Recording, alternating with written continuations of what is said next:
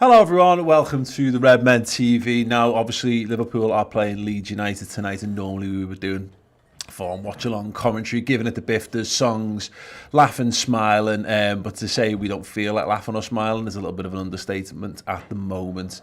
We're going to talk about some of the big issues around the game. We're going to be here, we're going to give you score updates. We will have the game on if things happen, and we'll see what goes on with it all. But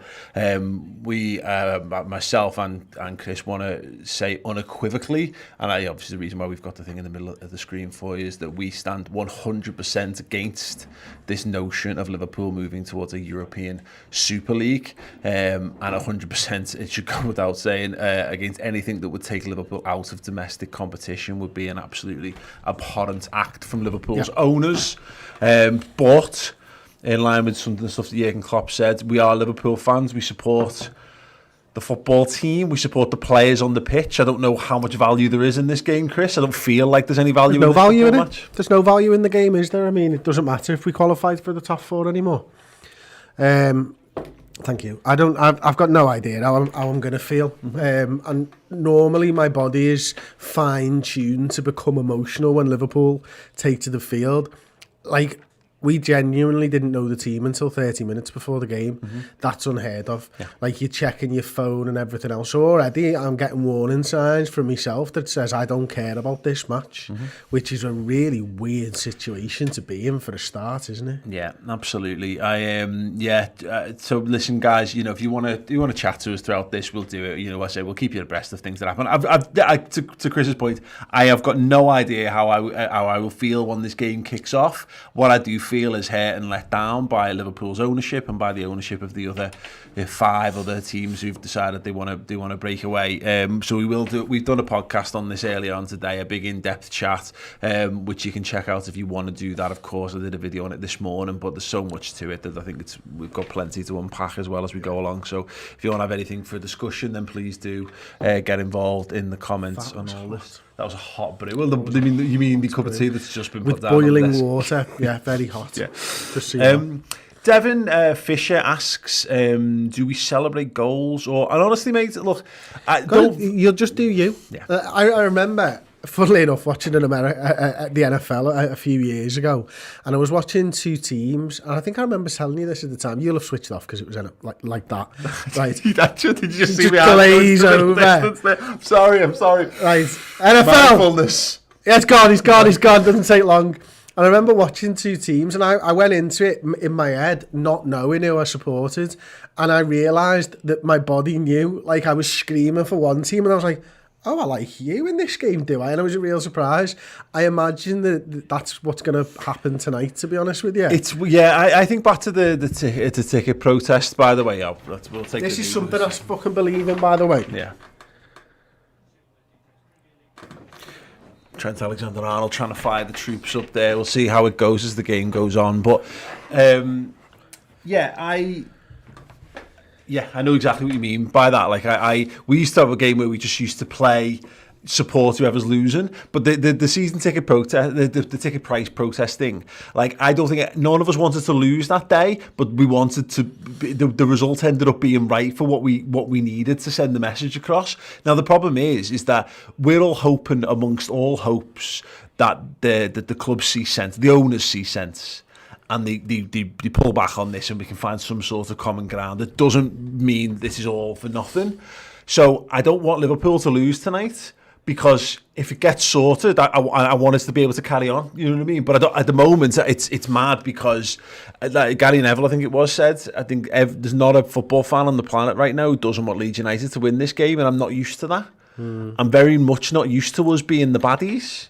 Well, yeah, because we've always stood up for what's right in this league. We've always stood there and championed everybody else as well as ourselves. I feel anyway, and I might largely with obvious exceptions before people dive into it. Yeah, of course. Like, and that's all happened most recently and stuff like that. But yeah, it's weird, to be honest with you, Paul, and I can't get myself behind something that doesn't promote competition. And I'll keep saying it, and I said it before on the podcast, that's the most important thing in sport. It's why I find I love the cycling, but there's so much distrust in the cycling that even when I'm watching it, I'm thinking, are you a cheat? What's the money like in cycling? Shit. So why do they cheat? I have no idea, mate. I have no idea. Because they go through a fucking lot. Yeah, I watched that, most of that the documentary about the Russians doping and stuff, and you think about all these things, you wonder, like... Yeah, I don't understand it, to be honest with you. I think a lot of it's down to probably the sponsors and stuff like that, but we're not talking huge sums of money here. We're just talking like these lads who just want to win, and it's mad because that's not right. Like, it's really tactical cycling at times, and that's what I love about it. But then it's all for nothing at the end of it, and it comes out years later that it was something I poured 3 weeks into watching a Grand Tour, like, because I watched the 3 Grand Tours and I watched some of the other stuff. But Italy and Spain, they come out years later, I do with dope, and it's like, oh well, I poured 3 weeks of my life watching that, like, and fucking hours, and you're like, what the fuck was the point of that? Like, it's pathetic. No, it is. I find it all a bit mad. You know, yeah, I do. Owen Johnson says, how does a socialist football club end up in a Super League? Well, because Liverpool aren't a socialist football club, you know, we're very keen to buy. The problem is, of course, is Bill Shankly, wonderful man, wonderful character, wonderful set of ideals and morals that we all wish held up better. Anyone who, it's mad how every time I hear socialism mentioned, it's amazing how many people can tell me of all the nations on earth that have had socialist governments and socialist rule. Venezuela, I think it is. I see the Venezuela. My father-in-law and his mates know more about Venezuela than I'll ever know about. But no, I mean, this is what it is. I remember we interviewed Ian Eyre years ago. Must be best part of 10 years ago now. 2012, wasn't it? Something like that. And I asked him a question about how do you balance a club with socialist ethos against a capitalist league, and he completely skirted the question because you can't. It's not possible. It's impossible. No, you can try your best, and what you can do is you can throw into community cause, and this is why it's mad that, like, and to Jurgen Klopp's point, and a bit the pundits kind of back down a little bit off the back, Neville and Carragher and what have you, that it's not like Liverpool's players haven't made this decision. They didn't even know about it. Klopp didn't even know about it. How the fuck didn't you tell Jurgen Klopp, by the way, until yesterday? Well, Why did he find out the same time as us? No, I know. Well, absolutely ridiculous. Let's dive into that in a sec. But the point about all this is that Liverpool's community work is brilliant. Liverpool Football Club do some amazing work in the local community and beyond. Yeah. And I hate the fact that, and that's all you can do, but I hate the fact that all that gets you're almost undoing it by... Because it feels like they're doing that because... I'll go with the strike. Ooh, feels like they're doing that to cover up everything else. It feels like sport washing, to be honest, on a small scale, like, you know what I mean? And that's kind of that, isn't it? I mean... It's mad, isn't it? Because I know loads of people who would consider themselves socialist, like loads and loads of people, and yet I know loads and loads of people who don't believe in the taxation system. Yeah. And you will know somebody, everybody watching this, who does the absolute most he can to drip every last penny out of their business or their finances such that the government doesn't get the taxes that the government wants. Yeah. And every big business in the bloody world does this, by the way. It's why you'd have companies set up offshore, not paying the taxes into the UK, blah, blah, blah, blah, blah. But genuinely, I believe in the taxation system. Yeah. It's money that's going to the government to give to everybody. Like, that's a good thing in my eyes, but if I don't trust the government to do it properly, the taxation system's wrong, and this is kind of... But it's because the people... This is the problem with free, like the free enterprise side of things. I'll nearly get played through. You've got people in Parliament who have business interests which they get favourable treatment in things. Like, they make decisions, like all the mad contracts that got handed out over PPE and track and trace and all that kind of stuff, that people made money off that. Yeah. And if not them directly, family members and all this kind of stuff, like, it's shady as fuck. And because when you make money the centre of everything, it is very difficult. Andy Robertson fires it. Liverpool have started quite well in this game. First 6 minutes has gone by. Bjorn Rosengren says Dortmund and Bayern are fan owned and the fans won't allow this ESL BS. It's mad that Bayern have said they weren't even consulted in the whole process. I didn't know that. Yeah, that was what Rummenigge was saying. Was like, we weren't part of this. weren't part of the conversation. Sometimes if you know something's not going to go down well with somebody, you just don't invite them to the table, Paul. Yeah, well, that's it. Maybe that's part of it. Oh, Bobby Firmino tries to flick it up. It's going to drop to Mane. It's Fabinho with the run from centre-back there, like. Good on him. Yeah, he's starting centre-back. Yeah. Phillips injured. Sorry, by the way, I can get if in case you're wondering, we'll get the team up Tom, if you want to cut to the laptop, mate.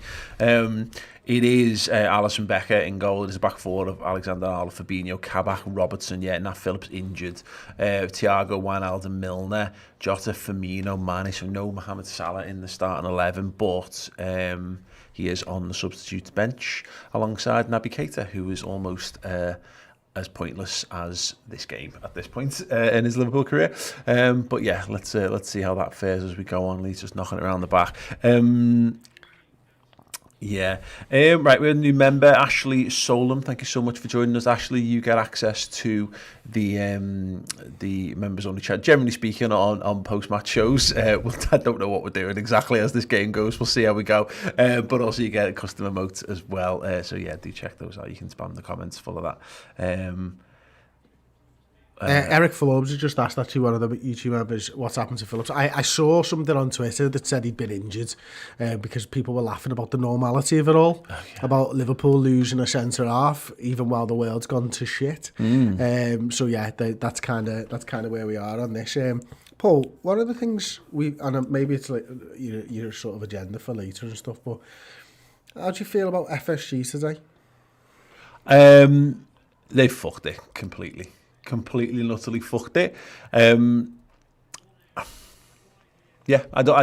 no other way to look at it.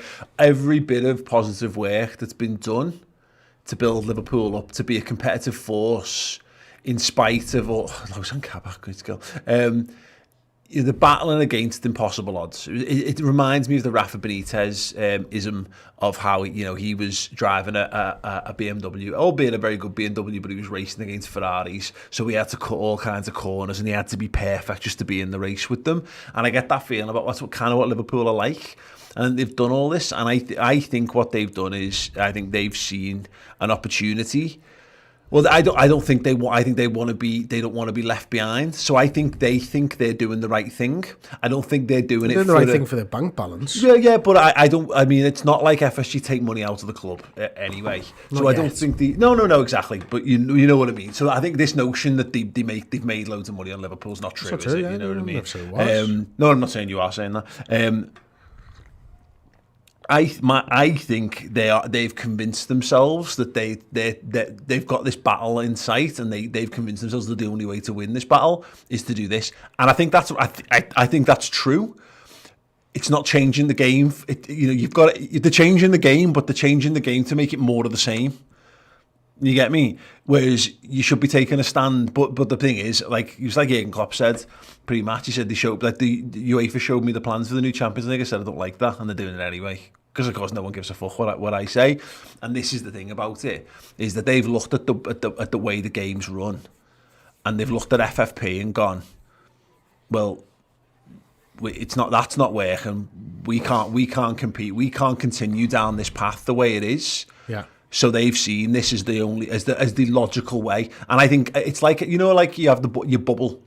So like you might have a group of mates and you're all into something. Let's just say you're all into Mad Frilly shirts, and when you're all together, you all feel dead cool because you all got your Mad Frilly shirts on. But the second you all go your separate ways and you walk back into your own house or you walk back into another group of mates, you look like a twat. I think that's what's going on. I think when they're all together in the room, they go, we're the big power brokers in this league. We bring in all the money. And then in the wider picture in the Champions League, they're like, we bring in all the money. We're not being listened to. We should be flexing our muscles to make things more favourable for us. I think that's what's happened. That's not to defend the actions, because it's still reprehensible. They still made the wrong decisions. But that's my point on that. I don't think it's necessarily... I think they've convinced themselves that they're doing the right thing. I don't think they're sat at home cackling like we think they are, like twirling moustaches and cackling at all this money that they're going to be fucking making off it. It's, yeah. I can't disagree with anything you've said there. But one thing I will say is I feel like they think they can get away with this. Yeah. And that hurts, Yeah. to be quite honest, because there's no way we should stand for this. Because I think, they've seen the £77 ticket prices, they backtracked, and the furlough, they backtracked, and the fucking live bird, trying to get that, and, all these things. They're not backtracking on this. They're just going to plough on and probably sell the club. Oh, it's a strike. It's they wide. haven't, they'll make their money and they'll move on. They might do. The problem is they're in a position where who's going to buy it? Anyone. No, but anyone would want to. No, but who can afford £3 billion to buy the football club? I don't know, Paul. Well, no, but there's tons. And of I'm not expecting you to know there. I'm not expecting you to know the answer to that. But this is the thing about it, is that I sound like I don't want to sound like I'm going to bat for them, but because I'm genuinely not in this regard. But again, it boils down to whether they're doing it for avaricious reasons or they're doing it from sporting, as in they need to be competitive. They need to remain competitive. My thinking on it is this, right? I think when you're talking £3 billion and you're guaranteed 350 million every year in this thing, you're getting a return on investment pretty quickly. Yeah. There. You know what I mean? And yeah, you're going to have to spend money and all that type of stuff. But it might just be too much hard work for FSG at this point, because they're dealing with us week in, week out, and there is probably a little bit of fear about what the club actually becomes, what the fan base becomes if this was to go through and stuff like that. So it might actually be easy for them to just take that money, because you say, well, Chris, why wouldn't into the box? Why wouldn't FSG basically just keep it if they're going to make all that money over the time? Well, because it's a bit of a pain in the arse, and they can walk away with £2 billion. Great turn by Jota, tackled. Yeah, it's they bought us for like 270 or something, didn't they? And they could walk away with £2 billion and still talk about how many trophies they won and stuff. I suppose you're right in that it definitely opens up the possibilities. Once that's contractually agreed, you can say that money's coming in over X amount of time, and it's easier to then sell. Definitely easier to sell that on, without a doubt. But again, and you're giving someone a club that's guaranteed. Yeah, football. But the thing is, we look at this from a Liverpool perspective, because it's our knowledge. Are all the football clubs thinking that? Every director is thinking this is making my business worth more money. Absolutely. But what I mean is, are they all just going to sell up as soon as they get into the Super League? I doubt it. We it. think exactly. So I mean, that's again, it's speculation, isn't it? If they might, I mean, they've got this Redmen investments. They want the portfolio. They want the successful sporting portfolio. So they want to be at the top table. Thinking back about that investment and stuff, and why now? Yeah. Isn't it, with open eyes and stuff, and seeing it, and big investment right before this says to me that they already knew about that. Redbird already knew about that, and it might mean that's one of the reasons why there's no backing down on this. I said this all on. God, Alisson looks great, doesn't he? There's the problem is, let's look at it from all this perspective, because again we're focused on this, and Liverpool are the cunts fronting this up because we're live. We're the only team left to play.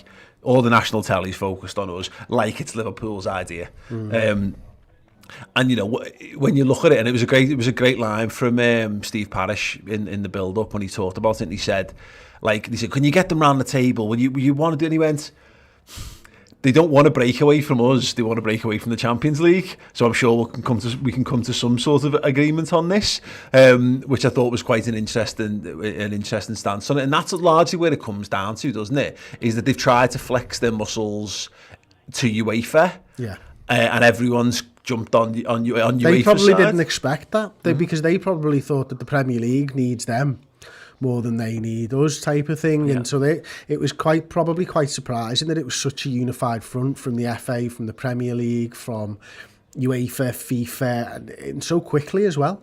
So it says, as much as the breakaway teams, the Super League teams, have picked the timing, I also get the impression that UEFA knew this was coming.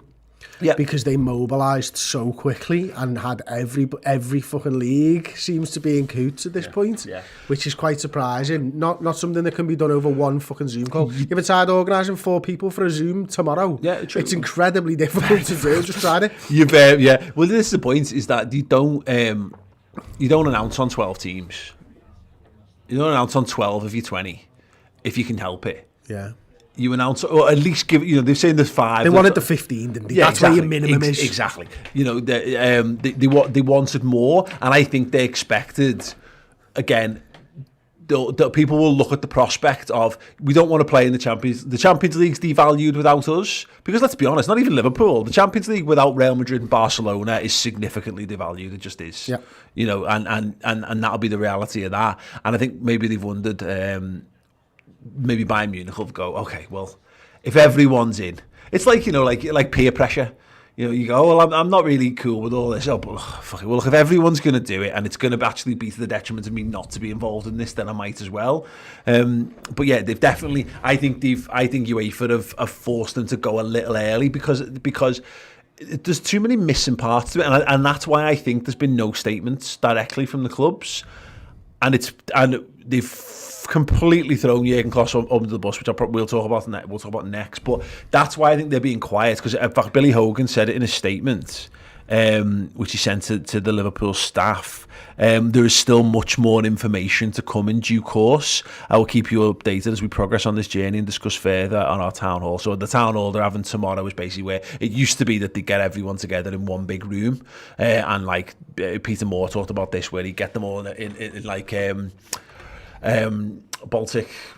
What was the place called in the Baltic? I don't know. Not the market, was it? No. Well, anyway, they get somewhere in a big place somewhere and address all the staff in one hit. But they're obviously going to do a little bit more on this. But it says to me that maybe they've had to rush this last bit, because there's just too much missing to the whole thing. It doesn't make, like, you'd think that the 5 other team bit would be quite important. Oh, Diogo Jota, shot block. Well, the 5 other teams, yeah. What leagues are they coming from? Like, also, like, why the fuck are there 6 Premier League teams in there? Like, I know loads of people have been having a laugh about how Tottenham have got in there. It's the stadium, by the way. It's probably got something to do with there's an NFL fucking pitch involved. Yeah. And they've got the ability to do that and stuff, but like, why are there 6 of us and fucking 2 from everywhere else? That says that we led these conversations big time. Yeah. Well, maybe that was just part of, like, again, because you needed to have enough, because the Premier League's got more powerful clubs, and the way the voting rights are split in the Premier League, because everyone's got a vote in the say the Premier League stuff, which I don't think is as true in other leagues. Definitely Italy once again. And La Liga are pretty much just doing whatever Real and Barca say. Well, that's it. I mean, obviously La Liga have got their big 3 in this, haven't they? They've got Atletico in there as well. But then again, who else would you have from Spain? Let's go. They've got Atletico. Oh, sorry. Yeah, that's it. Valencia, maybe. I don't even know. Couldn't even tell you where they are in the league. Yeah. Sporting Gijon. Espanyol, we'll go through it. Rayo Vallecano, Valladolid. No. Villarreal, probably one who've been moderately successful. In fact, Sevilla are the obvious answer, isn't it? Yeah. But no one wants them in because they're just going to win every year. Especially if it's a second tier tournament. Yeah, exactly. That European Super League fucking cup is getting won by Sevilla. I mean, I realise now that we say about it, it is more than 2 in everyone, because it's also Juventus, AC and Inter in Serie A. But we still got it's no one from. Oh yeah, absolutely. It's no one from Germany. But that's the point, isn't it? It's Italy. There's maybe 1 or 2 more clubs who would feel like Lazio have been in the Champions League of late. Roma have got to Champions League semi-finals recently, but Roma have been as far in the Champions League as Man City ever have. Napoli as well, good sides. Rich history. I mean, Ajax aren't even in this conversation. Celtic. Mad. Celtic, exactly. Yeah. I mean, Celtic have done fuck all, but they're the biggest team in Scotland. And then, but like, Celtic wouldn't even join our league. But what are you going to get them to join the Super League in Europe? Isn't it mad though that we're the ones who've gone fucking Brexit, and yet the English clubs have jumped in at Europe straight away, and the Scottish teams are like, well, I know we've not been invited, but we'll stick with Scotland. Maybe you know what? Would it, if you knew that Rangers and Celtic were in it, would it pique your interest slightly more? I wanted Rangers and Celtic in the English pyramid, to be honest with you. And I wouldn't have minded all of those teams getting in the pyramid in Great Britain, to be honest. But I don't think that the big clubs in England, funnily enough, I remember having this debate with loads of people back in the day, is I don't think the big clubs in England wanted them. Because I think that, you know, if Rangers started at the bottom and Celtic started at the bottom, before the Premier League or when the Premier League was kicking off, Rangers could have become bigger than Man United and Liverpool quite easily because of their fan bases at the time and how mad they were. They were getting better players than us before us, you know, before the Premier League. People forget all that. They've got 50-odd thousand seater stadia. They've got a massive fan base. They've got a bigger global fan base as well. Like, you know, like Celtic do fan conventions in Vegas. Like Liverpool's one that was set up a year or two ago was built on the back of Celtics, which have been running for years. So they've got like a, you know, because of the whole thing, they've got worldwide followings more so than a lot of English clubs. And you're right, it would just be kicking them down the line. You know, but yeah, but it's an interesting point on that. Liverpool cut it back, still standing firm. Leeds United defence, Gini Wijnaldum, Trent playing. Firmino very high up and then body checked and nothing doing. Right, we've got loads of super chats. Tom, I've missed loads of these. Would you mind just putting them in the WhatsApp for us? Thanks, mate. I just wanted to make sure I missed anyone. So Jurgen Klopp, obviously, just so you know, we're 22 and a half minutes into the game. It is still 0-0. Liverpool, definitely the team in the ascendancy so far. But Leeds had another goal kick there, which they've just given away. One of the things that are additional things to all this, Chris, that just adds to my whole anger and annoyance with it. 6 mega rich football club owners from this country. Another 6 around Europe have all made this mad behind closed doors decision, and it's fallen to Jurgen Klopp to front the whole thing on national television. Leads it in. Hit in behind. Alisson makes the save. It's deflected and it is wide. That fucking pisses me off. Where the fuck are they? Yeah. Where the fuck are you? You're the one making the decisions. Jurgen found out yesterday. You sat in Boston somewhere, hiding from the press. There's no written words come out from you or nothing. It's an absolute disgrace that Jurgen's been left there. And a Jurgen Klopp who looked visibly pissed off. Yeah. And not with the questions. He looked pissed off that he was there, answering the questions. Yeah. And why should it fall on him? I'll tell you why. Because he's the one fella who we can still believe in at the club. He's the one fella whose words we will hang on. He's the one fella who we won't turn off the television for. That's what Jurgen Klopp is to us, and we all hung on his every word. I actually sort of fist bumped the first thing he said, because I was like, fucking right, thank you for agreeing with us and understanding, and I got that straight away from him. He is not a happy camper. Someone needs to just say to him again, my only problem is that, and this is tough for Jurgen, because he's just the manager of a football team. He coaches these players, and they gear up to play the football matches that are scheduled for this football team. And him not understanding why Spine Cop have pulled the flags down, and Carragher nailed it. It's like, it's because how else are you meant to send a message? We've got to find things that are, you know, that you've got to let the owners know that we can make a tangible difference, even in a world where we're not in the grounds, which is our biggest voice. You've got to prove that you can do something, and I hate that. I hate that we're making Jurgen Klopp, because again, it might end up contributing to a situation where he thinks, well, if I haven't even got the support of the fans, what's the point? But that's the painful nature of the situation we're in. I remember being in protests outside Anfield against Hicks and Gillette 11 years ago, and like chanting and banners and people saying like, oh, well, yeah, no, you're going to put the team off. It's like, some things are more important than how the team plays, and I'm gutted because we finally got back on top, and we run the risk of fucking undoing it all. And again, it boils down to it. I get it. I can understand why the money men are sat in a room and they've come to this decision, and it's why everyone's involved, and it's greed / fear. Yeah. Nobody wants to be left out, because when they proposed this, they proposed the idea of this just replaces the Champions League, and they go, okay, that's fine, that shouldn't piss the things off. Yeah, there's not gaining entry to it, which is definitely a massive sticking point. But there's no reason why other European competitions, I guess, couldn't exist alongside. No reason why. Well, apparently there is. Well, yeah. Oh, that European... What did Liverpool pull out of yesterday? Oh, the European Club Alliance or something. Some bollocks, like yeah. You know what I mean? So maybe. Apparently if you're not involved in that, and your players can't play in Euros and stuff. I've got an interesting tweet here actually on the iPad, Tom, if you don't mind, mate. And it's from a mate of mine I go to the game with, actually, James, who says, owners will never be forgiven for this, nor should they be. Not that they really care, of course, which is the problem in the first place, really. Yeah, no, absolutely, it is. We got the statement here from Spirit of Shankly, which was issued at 8:15 today, saying Liverpool Football Club's confirmation made at 11:30. On the 21st of April 2021, that they have joined Europe's leading clubs in agreeing to form a new competition is both shocking and shameless. Spirit of Shankly were formed when the result of broken promises by the club's previous owners threatened Liverpool's existence. This proposal threatens to destroy everything on which our club was built, and the reason: greed, pure and simple. Champions League, as was its predecessor, the European Cup, is the pinnacle for Liverpool, for the players, for the manager, for us, the supporters. Liverpool's success in this competition is because of the work the team put in the season before to qualify. It's special. It's a special competition and made so because you have to compete to book a place.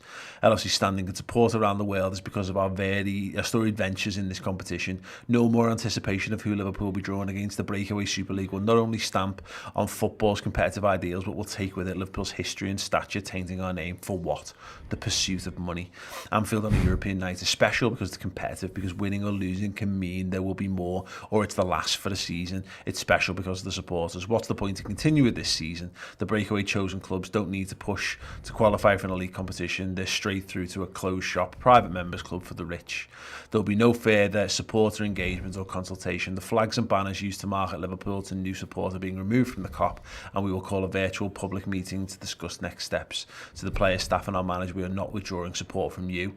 As current custodians of our club, Fenway Sports Group, have talked so often of the importance of fans only to disregard them to fill the coffers. The CEO, Billy Hogan, recently admitted how important the supporters in the ground, and he was impatient for us to return. Shame on you. Signed, Spirit of Shankly, Spying Cop 1906, Liverpool FC Fans Forum, this Liverpool Disabled Supporters Association Cop Outs, and the Liverpool Official Supporters Club as well. Yeah, fucking shit show. And here we are sat with, you know, again with nearly 29 minutes into a competitive game of football. Said this before at the top of the show. I've no idea whether this matters anymore. You know, there's talk that, you know, the UEFA are going to kick out 3 of the 4 semi-finalists from this year's Champions League competition. There's talk that the 6, you know, will be kicked out of English Cup competition. We don't know if and when that will happen. That could, you know, this could be Liverpool's last ever game in English domestic competition tonight. Yeah, there's Christian Rademacher said, UEFA Executive Committee member and head of Danish FA Jesper Moller tells broadcaster DR he expects Chelsea, Real Madrid and Man City to be kicked out of this season's Champions League. The clubs must go, and I expect that to happen on Friday, which is mad in and of itself. So what would happen then? Like, I mean, you're talking PSG's the last team standing in the Champions League. Do you give it to them? We were talking before, maybe you put Bayern back in. PSG have just knocked Bayern out. But then imagine if Bayern beat PSG. Yeah. You'd have to put, you can't put Liverpool back in because we're part of it. You could only put Porto or Bayern Munich back into the competition. So you give Porto a bye because they were on the other side of the group to the final, and you have them play PSG if you wanted to do something. PSG have already beaten Bayern. Yeah. So, like, you can't... Trent in behind. Great touchdown, and Mane has slotted for Liverpool. It is Leeds 0, Liverpool 1. Doesn't matter. I have got genuinely no idea if that goal means anything. It certainly means something to the players, which is something we should definitely take heart from. Great work by Liverpool to get themselves in front, and brilliant work by Trent Alexander-Arnold down the right. He's just having a little word with the lines, just to check it. I think it was. Okay. Was it Jota? Yeah, Jota fed from Kabak. Great run, he's onside. He is onside, the number 14's playing brilliant onside. To play Mane in, so clever. Yeah, genius from Trent Alexander-Arnold. Liverpool have a 1-0 lead at Elland Road. Hold on. I didn't think anything could kill my enjoyment of football or goals more than VAR. But who knew your owners threatening to remove your club to a different competition that you don't give a shit about, and potentially getting you kicked out of domestic football could do that. But there you go. So there it is. Should have known, really. If you told me that was a thing, I probably would have known that would have been worse than VAR. Yeah. Right. It still might not be. Yeah. Well, yeah. Right. We've got a ton of super chats. Thank you to everyone. Depends how long it goes on. VAR goes on for a while. If this goes on for a few weeks, it'll be fucking atrocious. Callum Zesty says, do you guys like the F1? Cracking race yesterday, Chris? I do. I really like the F1, but there's a problem with the F1 too. But at least they've tried to fix it with a bit of a cost cap and stuff like that, because obviously it's about the machinery a lot of the time as well as the driver, isn't it? Which is in and of itself against competition. But at least the engineers still design it. Seems like there's a lot of sports that you really like being really unfair, apart from football. Well, no, because I think cycling, NFL, F1, but these aren't my first love. The Olympics. Big fan of athletics. You know what, though? I was thinking about the Olympics before, right? And the one thing the Olympics has probably got right is it's fucking amateur. Yeah. So there's really not a lot of money in. Yeah. So, like, you get your endorsements and stuff as an athlete, don't you? So, you're a top sprinter, you're going to get Nike. And you're going to get big endorsements. But ultimately, there's not that much in there for the sprinters, so there's quite a there's good competitive merit there for getting involved. I mean, no one's thinking I'm going to be a fucking 110 metre fucking hurdlist for the money, are they? Oh yeah. Let's be honest, like, you know what I mean? Oh yeah. Yeah, well, certainly, yes, expressly because of that. Like, I can't think anyone does think that. I just like running and jumping. Like, you know what I mean? I'm really good at running and jumping over hurdles in a very particular way. It's like the speed cyclist who goes all stuff in the velodrome, and it's like is it Victoria Pendleton? Yeah. Like, she can barely walk because her muscles are trained in such a unique way to be able to ride the bike that she can't like jog, and she can't basically live a normal life because her legs are trained in such a unique. Because she goes around like this, Paul. Oh. Trent Alexander-Arnold is taking this game to Leeds United tonight, which is great to see. The Scouser in our teams taking up the mantle there. But yeah, F1, I haven't watched F1 in a long time. Jen LFC says, come on LFC, get your act together and come to your senses. Yeah, I mean, it's a great Gary Neville's point, which chilled me a little bit when he talked about the fact that Joel Glazer's name's on it.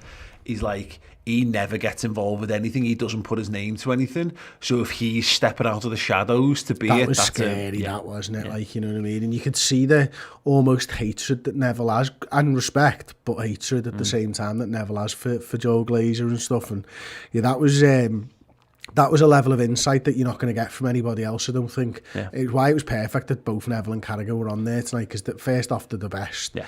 You know, when Gary Neville thinks about what he's going to say, like, he's very, very good, and he got to think about what he was going to say, and you could see that today at some really pertinent points. Yeah, definitely. Sadio Mane's in behind, he's got the ball inside the box, tackled. Nocky says, the past 24 hours has made even Hicks and Gillette seem decent fellas. Oh, like, make no mistake about it, Hicks and Gillette would have been where they are so incompetent that they wouldn't have been in this they wouldn't have been in the conversation, or they'd have done something even worse, to be perfectly honest. Big Heskey, lads, even though my support of our club we put in question, if things go ahead with ESL, my support of you guys will never be in doubt. Thank you so much for that. We've had a couple of really nice messages. So we did the podcast earlier, we did a good 90 minutes chatting about this live earlier on, and I said, like, I don't honestly know what it means for us. I don't. Like, Liverpool are on uncertain terms, and it certainly puts us on very uncertain ground. But we've had some really nice messages of people saying similar things, like, you know, I might cancel my membership, but I won't cancel it to you guys. So, you know, strongly appreciate any of the support that you guys have given us so far. It means the absolute world. Andreas Hjornvik has joined us, a wonder kid. Well done. Thank you for that, mate. You get access to the live chat. You get access to the emotes. You get discounted merch, and there's a bonus show each and every week, which, well, tomorrow will be a final word for show for a game that I have barely looked at. So that should be fun. But yeah, there's loads of other stuff that we do as well, which you guys, you're wonderful. Thank you so much. Daniel Pugh, Virgil updating the LFC Twitter drafts right now. Yeah. So they did it yesterday, didn't they? They put a picture out of video out of Virgil train and just try anything to deflect. Maybe leak a kit. maybe that's the answer. I wonder if they just if the Premier League just let us wear the Club World Cup badge, it would have been different. Who knows?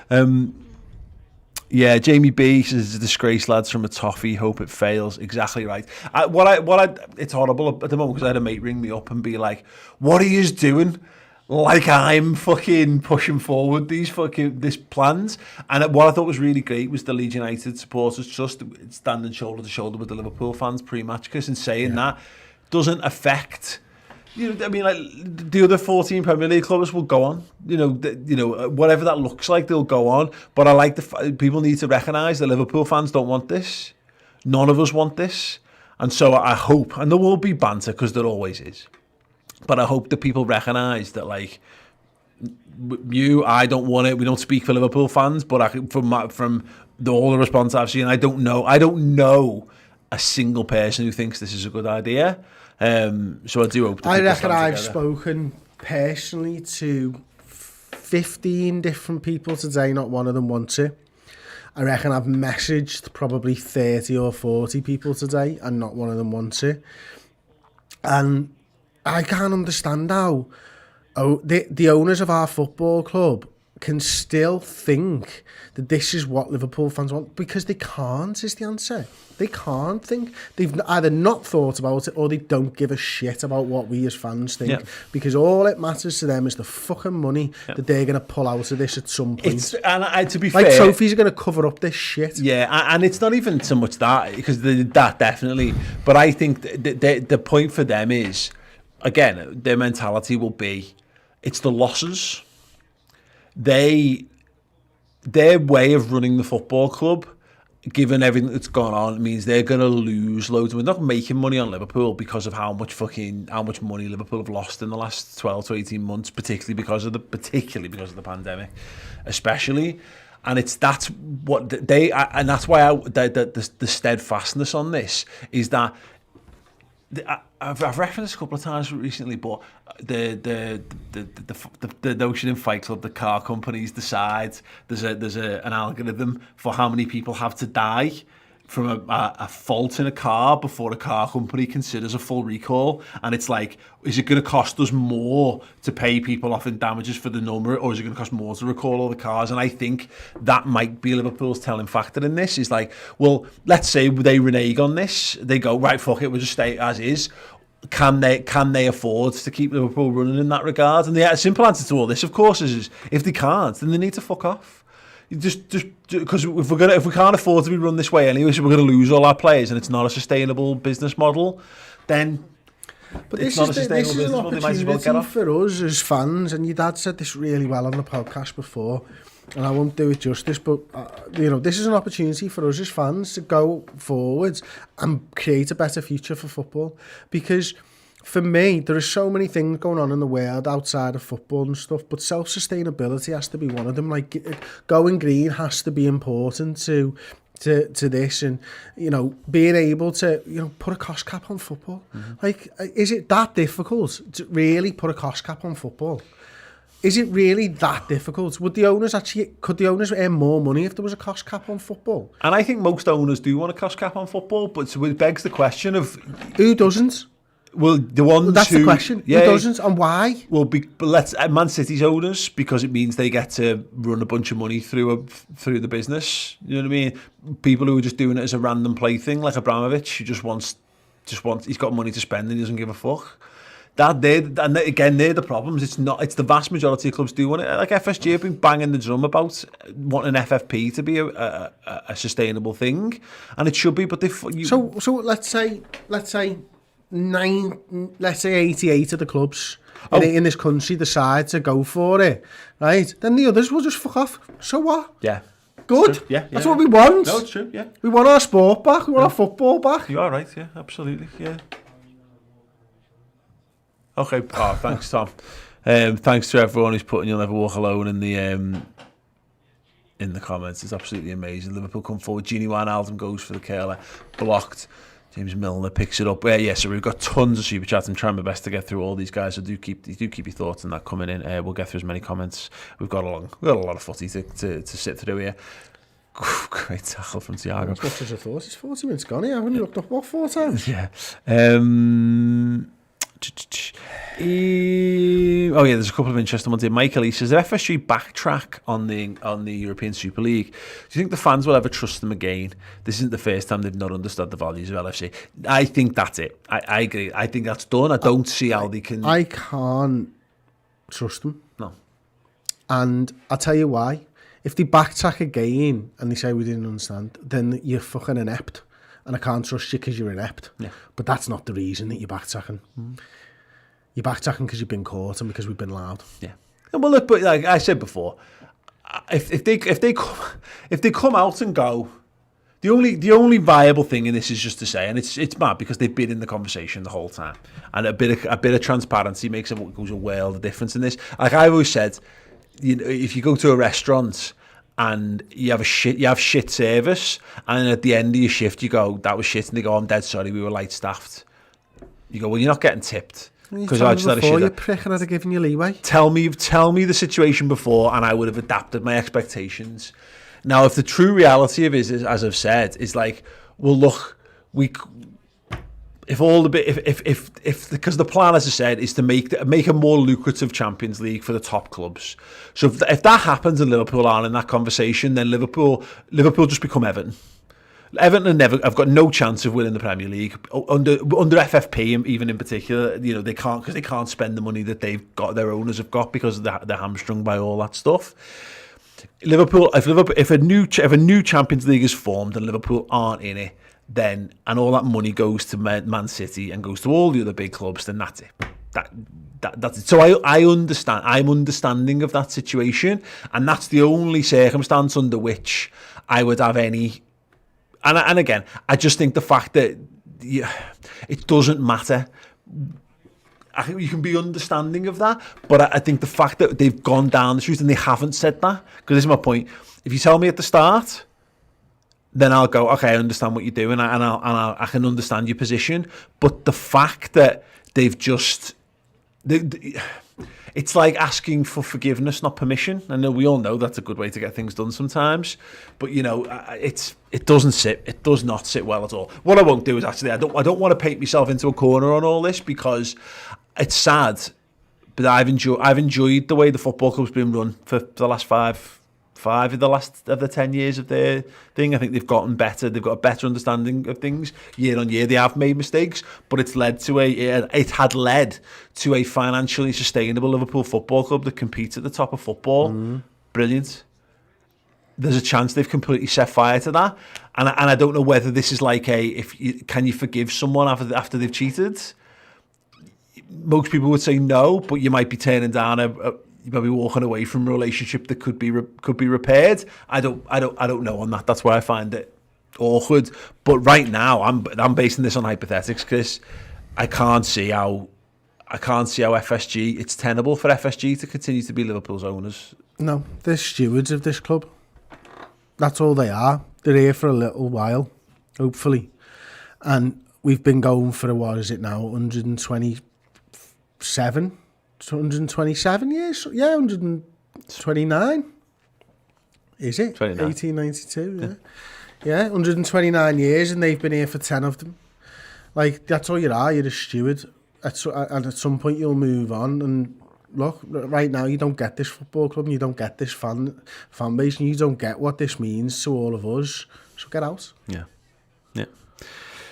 Yep, Mike Potter, thank you for the super chat. Eaton Strawn says, my mind is confused at the moment. What are we playing for? Top four? Will the players have any motivation? Yeah, we've no idea. Well, the players have, credit to the Liverpool players. From what I've seen, they've given their all in this game so far, and they will do. They want to earn it. Yeah, exactly. They want to earn it, yeah. As Jurgen Klopp said, you know, they don't need T-shirts to show them what they need to do.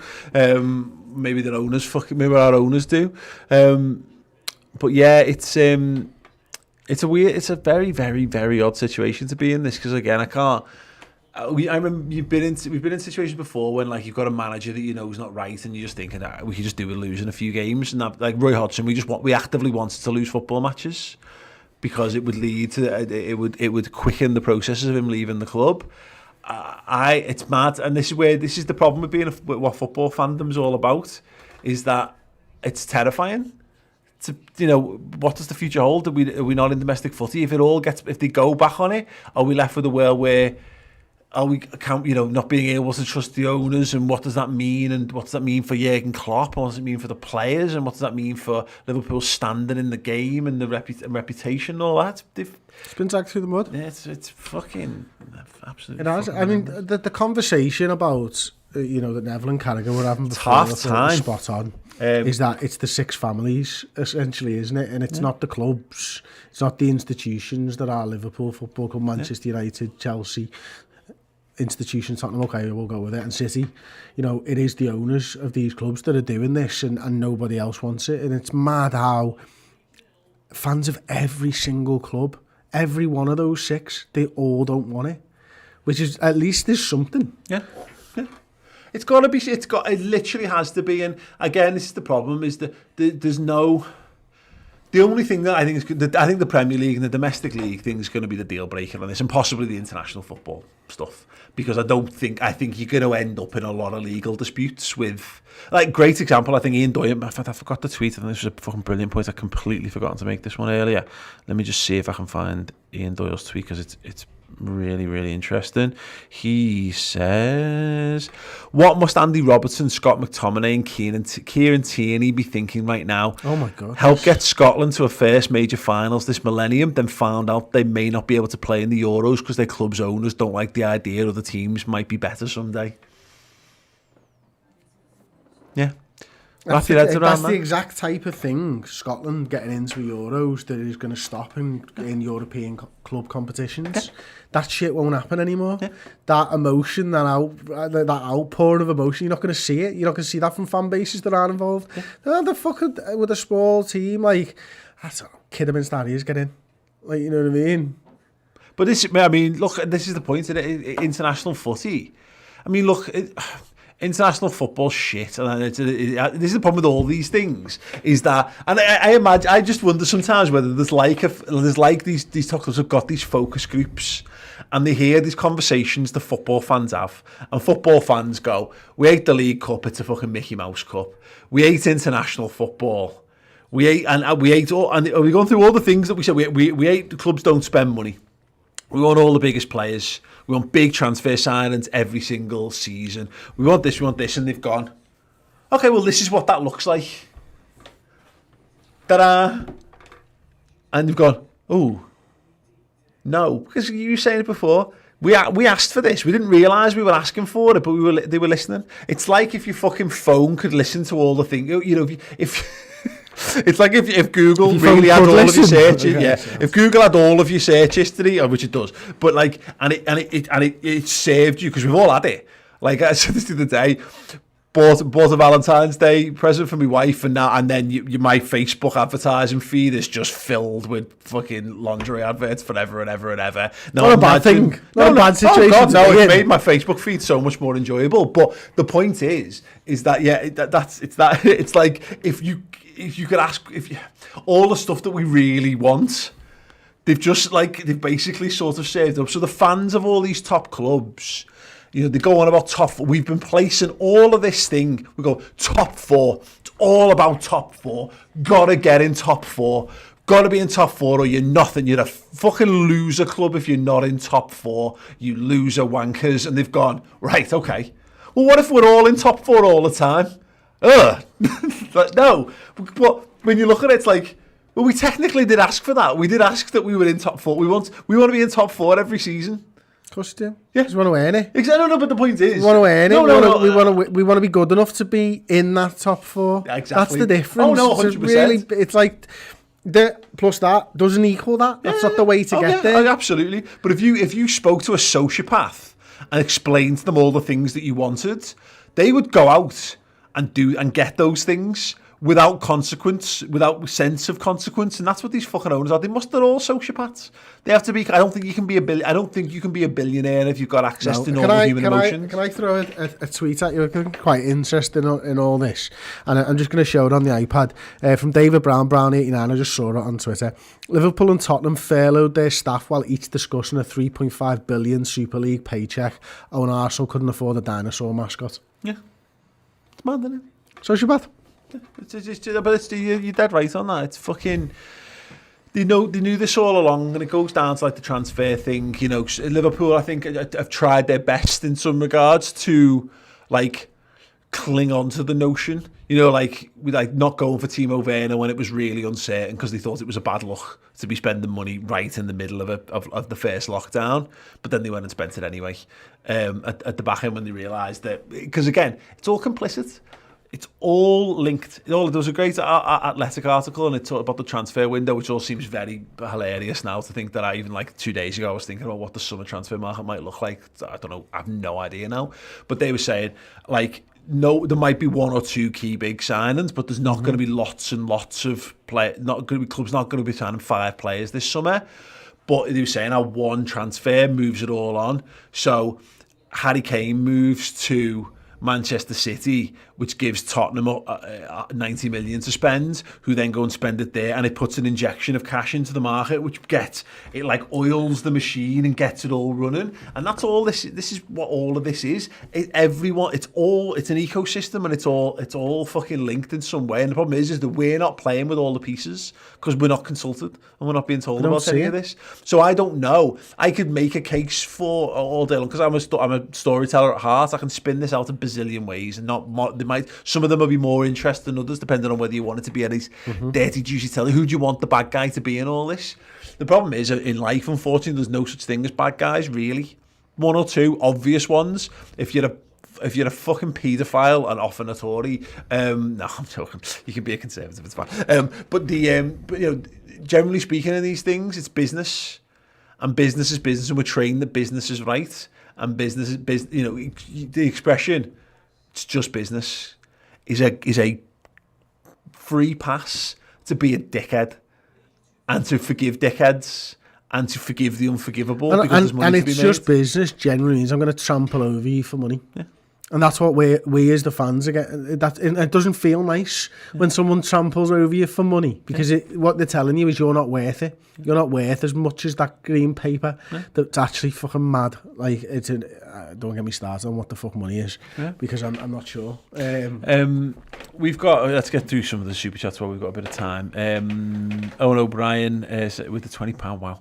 If the European Super League gets backtracked and this isn't happening, do we go back to normal? Will there be repercussions? What's the other side of this?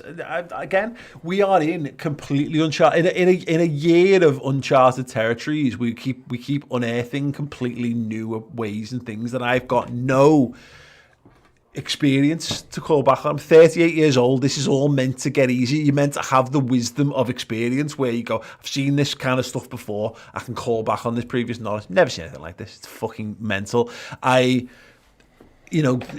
You're going to have a situation where I think there's the potential here, Chris, and we're seeing little mutterings of it, of certain club owners, certain fans will be just looking for a pound of flesh, just to have it. And look, I can understand why they want that, but don't tell me that they wouldn't do the same if they were in the conversation, because they're all as bad as each other. There's no good guys who own football clubs in this league, in this country. Every single one of those directors is jealous that they're not at a football club that has been invited or has been spoken to or has been offered a place, because everybody would have taken it, because that's what matters most is the money that you get for doing this. Because what the Premier League was. I said this before, Paul, and you know, a lot of people won't have been watching and stuff, but you have a legal obligation in this country as a director of a business to your shareholders. It's the best interest of your business. Yeah. And so if someone's offering you 350 billion quid, you're going to take it because it's in the best interest of your business. Mm-hmm. And so every single one of those directors would have a legal obligation in English business law to follow that through. Mm-hmm. So don't tell me different. And I don't know how I feel about the government getting involved. Well, that's where it's tough. It's like when they sent the vaccination, the mass testing to Liverpool, and we were all very wary of it, because what is the Tory government giving Liverpool something they haven't given somewhere else, has all the hallmarks of us being used as guinea pigs in a negative sense. I don't like Boris Johnson standing up, because to be fair, and Gary Neville made this point, government needs to step in if they can, but also I don't trust this government, and I don't like this government, and they're the kind of people who they're desperate to cover up their own failings. So if they will go the way the wind blows. I'm amazed Piers Morgan's not all over this if he isn't already. Does he have a platform anymore? Probably. He's got social media, hasn't he? But the point is that these people, he'll sense the mood. They sense the mood of the room in some things where they can go, aha, I can get out in front of this. I can be this, and I can position myself with the people. They're the worst fucking type of people, by the way, as well. Like, anybody who has to sense the mood of a room before formulating an opinion, I don't trust, because you can't trust them, because all they're looking for is angles, and I hate that in people. It's one of my absolute fucking pet hates, to be honest with you. But the government getting involved for me is like, it wouldn't matter which government it was for me. I wouldn't trust any of them because they're all fucking useless. Because why the fuck is some guy who is an MP put in charge of the National Health Service? Yeah. No experience of it. Why is someone... Why is someone who's never been a teacher in charge of education? Yeah. Why is a person who runs teaching 1 week the person who runs the NHS fucking 2 years later? Yeah. He's got no fucking transferable skills here, mate. Yeah. This is fucking bullshit. Yeah. I just don't get how that is a thing, like, you know what I mean? Like, how can you be the health minister when you've got no experience of fucking anything other than drumming up support on the campaign trail? That doesn't qualify you in my eyes to run something massive like that in a country like this. Yeah. So any government getting involved is mad, but I feel right now that this government, and Boris Johnson specifically, he sees this as an opportunity to strengthen his position of power in this country, because if he gets football fans on side, that is a fucking huge number of fucking supporters. That's my fear over this. Yeah. Right. We're going to take a very short break just for our own comfort's sake. Now, look, I've said this before, we're in a bit of an awkward situation here where I don't really want to be putting adverts down your throats. We've actually got some existing sponsorships we're going to have to try and fit in somewhere this week. We're not going to do them on this show, but we do have plenty of things that help to keep us afloat. We've got our subscription service, we've got a ton of content for you guys, so I don't know how everyone feels about Liverpool. I've got no idea, but we need something to fill the gap while we take a break. We've ploughed hours and hours and hours of our time into making some brilliant content for you guys to enjoy on our own little streaming platform over on the redmentv.com. So yeah, we'll let you have a little bit of a look at all this, but really it's just so we can go and have a wee and make a cup of tea. But yeah, we've got loads of super chats. Don't worry, we've not missed them. We've got them all here. I will read through the rest of them, and the second half will be back after this very short break in a bit. There are days you remember for the rest of your life. The setting couldn't have been much better. Even now I'm talking about it, my face hurts. I struggle to think of a better hour I've ever had. Pride really was we kind of overwhelming emotion. Dream come true, 100%. Our city, what it's about, music, culture and football, that's about it. I felt like the luckiest lads in the world, you know what I mean? Like, what right have I got to be there doing that?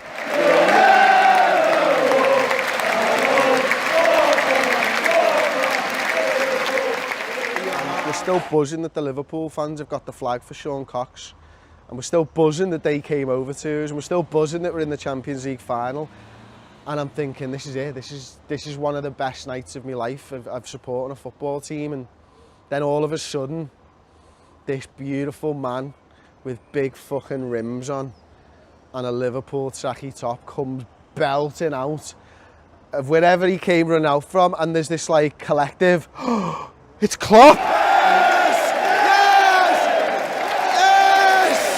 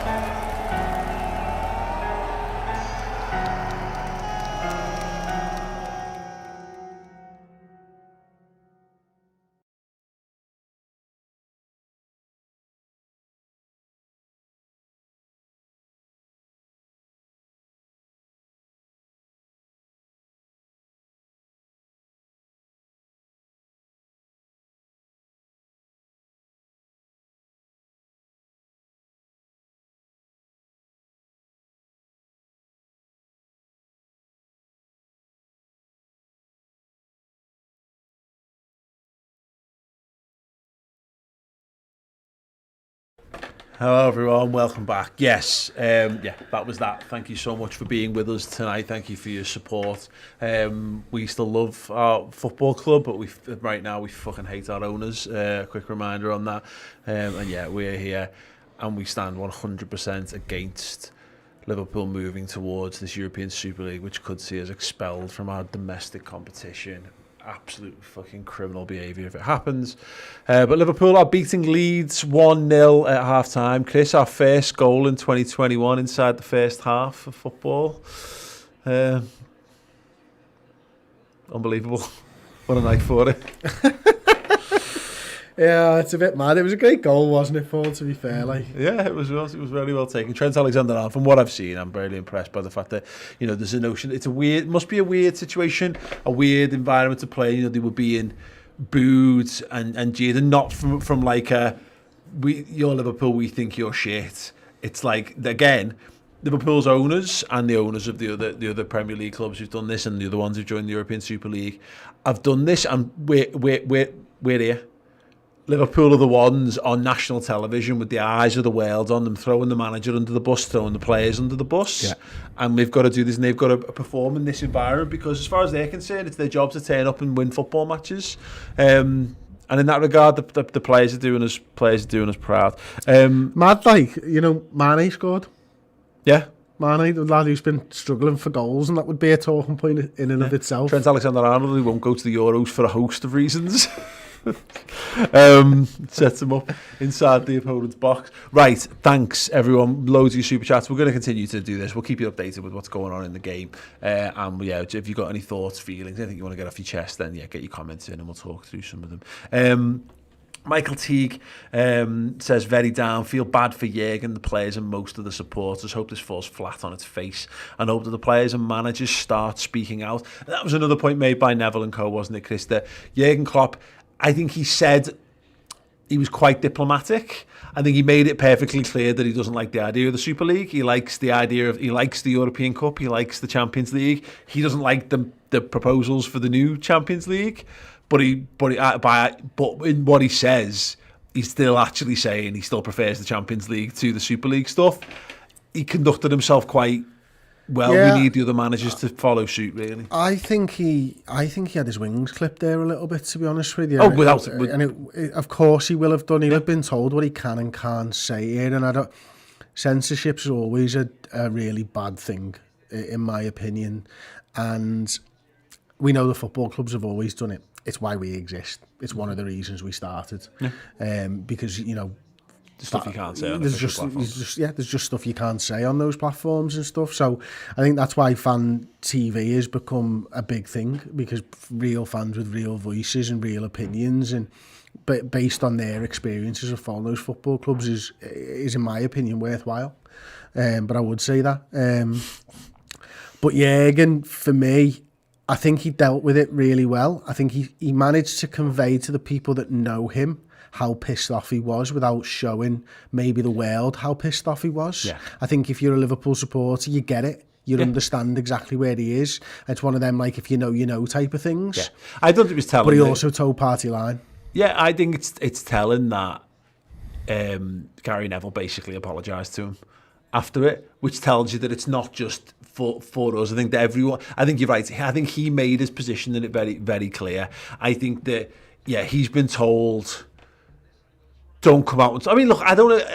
He probably has been told, but I also don't think he needs to be told, because he's not stupid. It's not.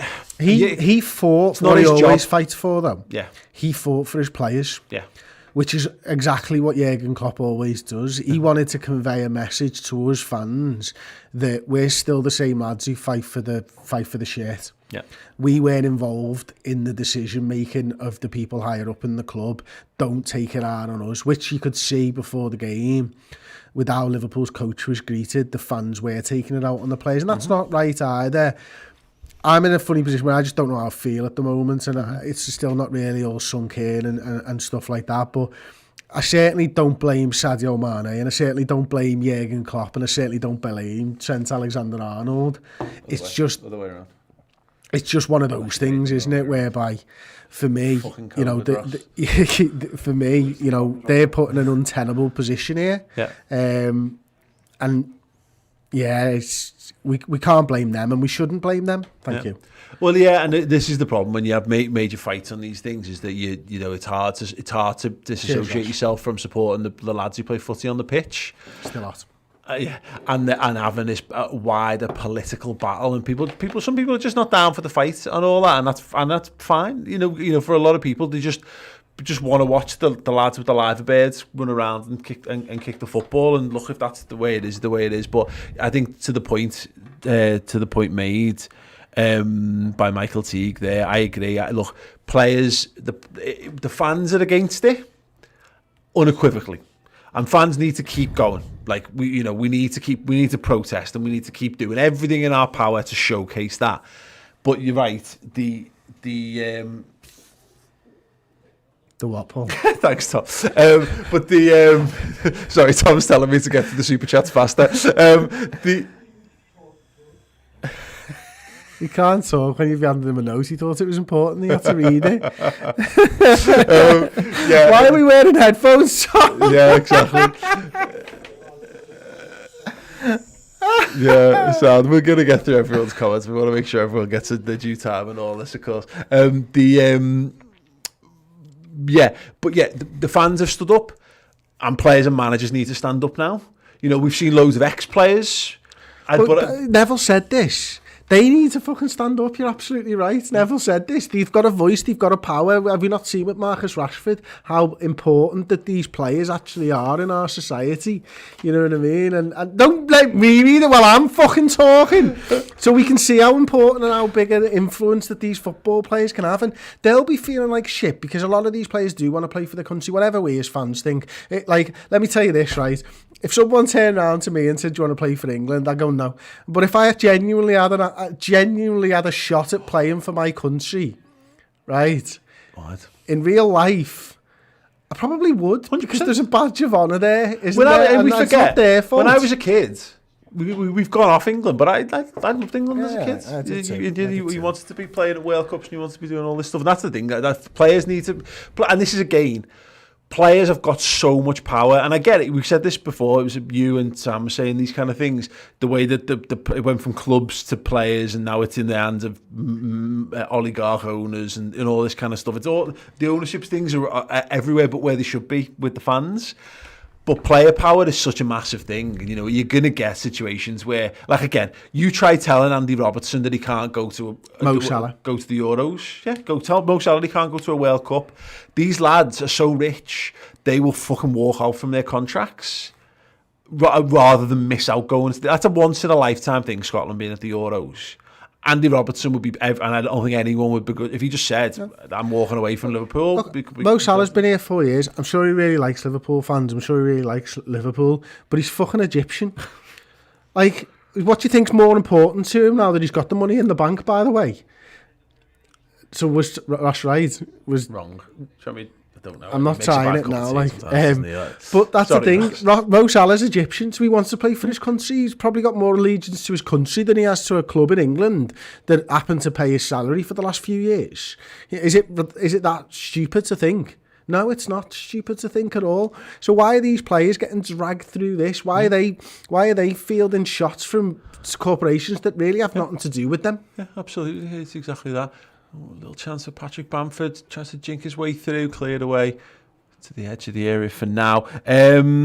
Stephen Price says, I was a kid back in 2010 when I marched to Anfield to get the last greedy owners out of our clubs, and in 2021 I'll do it again. FSG have got too far now. Yeah, you guys mad. Like, you know, I remember I protested against the decision that they looked like they were going to sack Rafa Benitez ahead of a Champions League game. Like, thousands of us marched on Anfield for that. We marched a couple of years later to get against the owners and all that kind of stuff. Diogo Jota, great run, couldn't pick Mane out. And you're right, if the situation demands it again, then my God, we'll do it without a shadow of a doubt.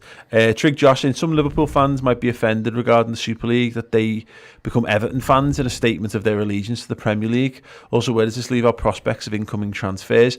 And look, it's one of those, is a thing. We don't know. We can never know what the future will look like.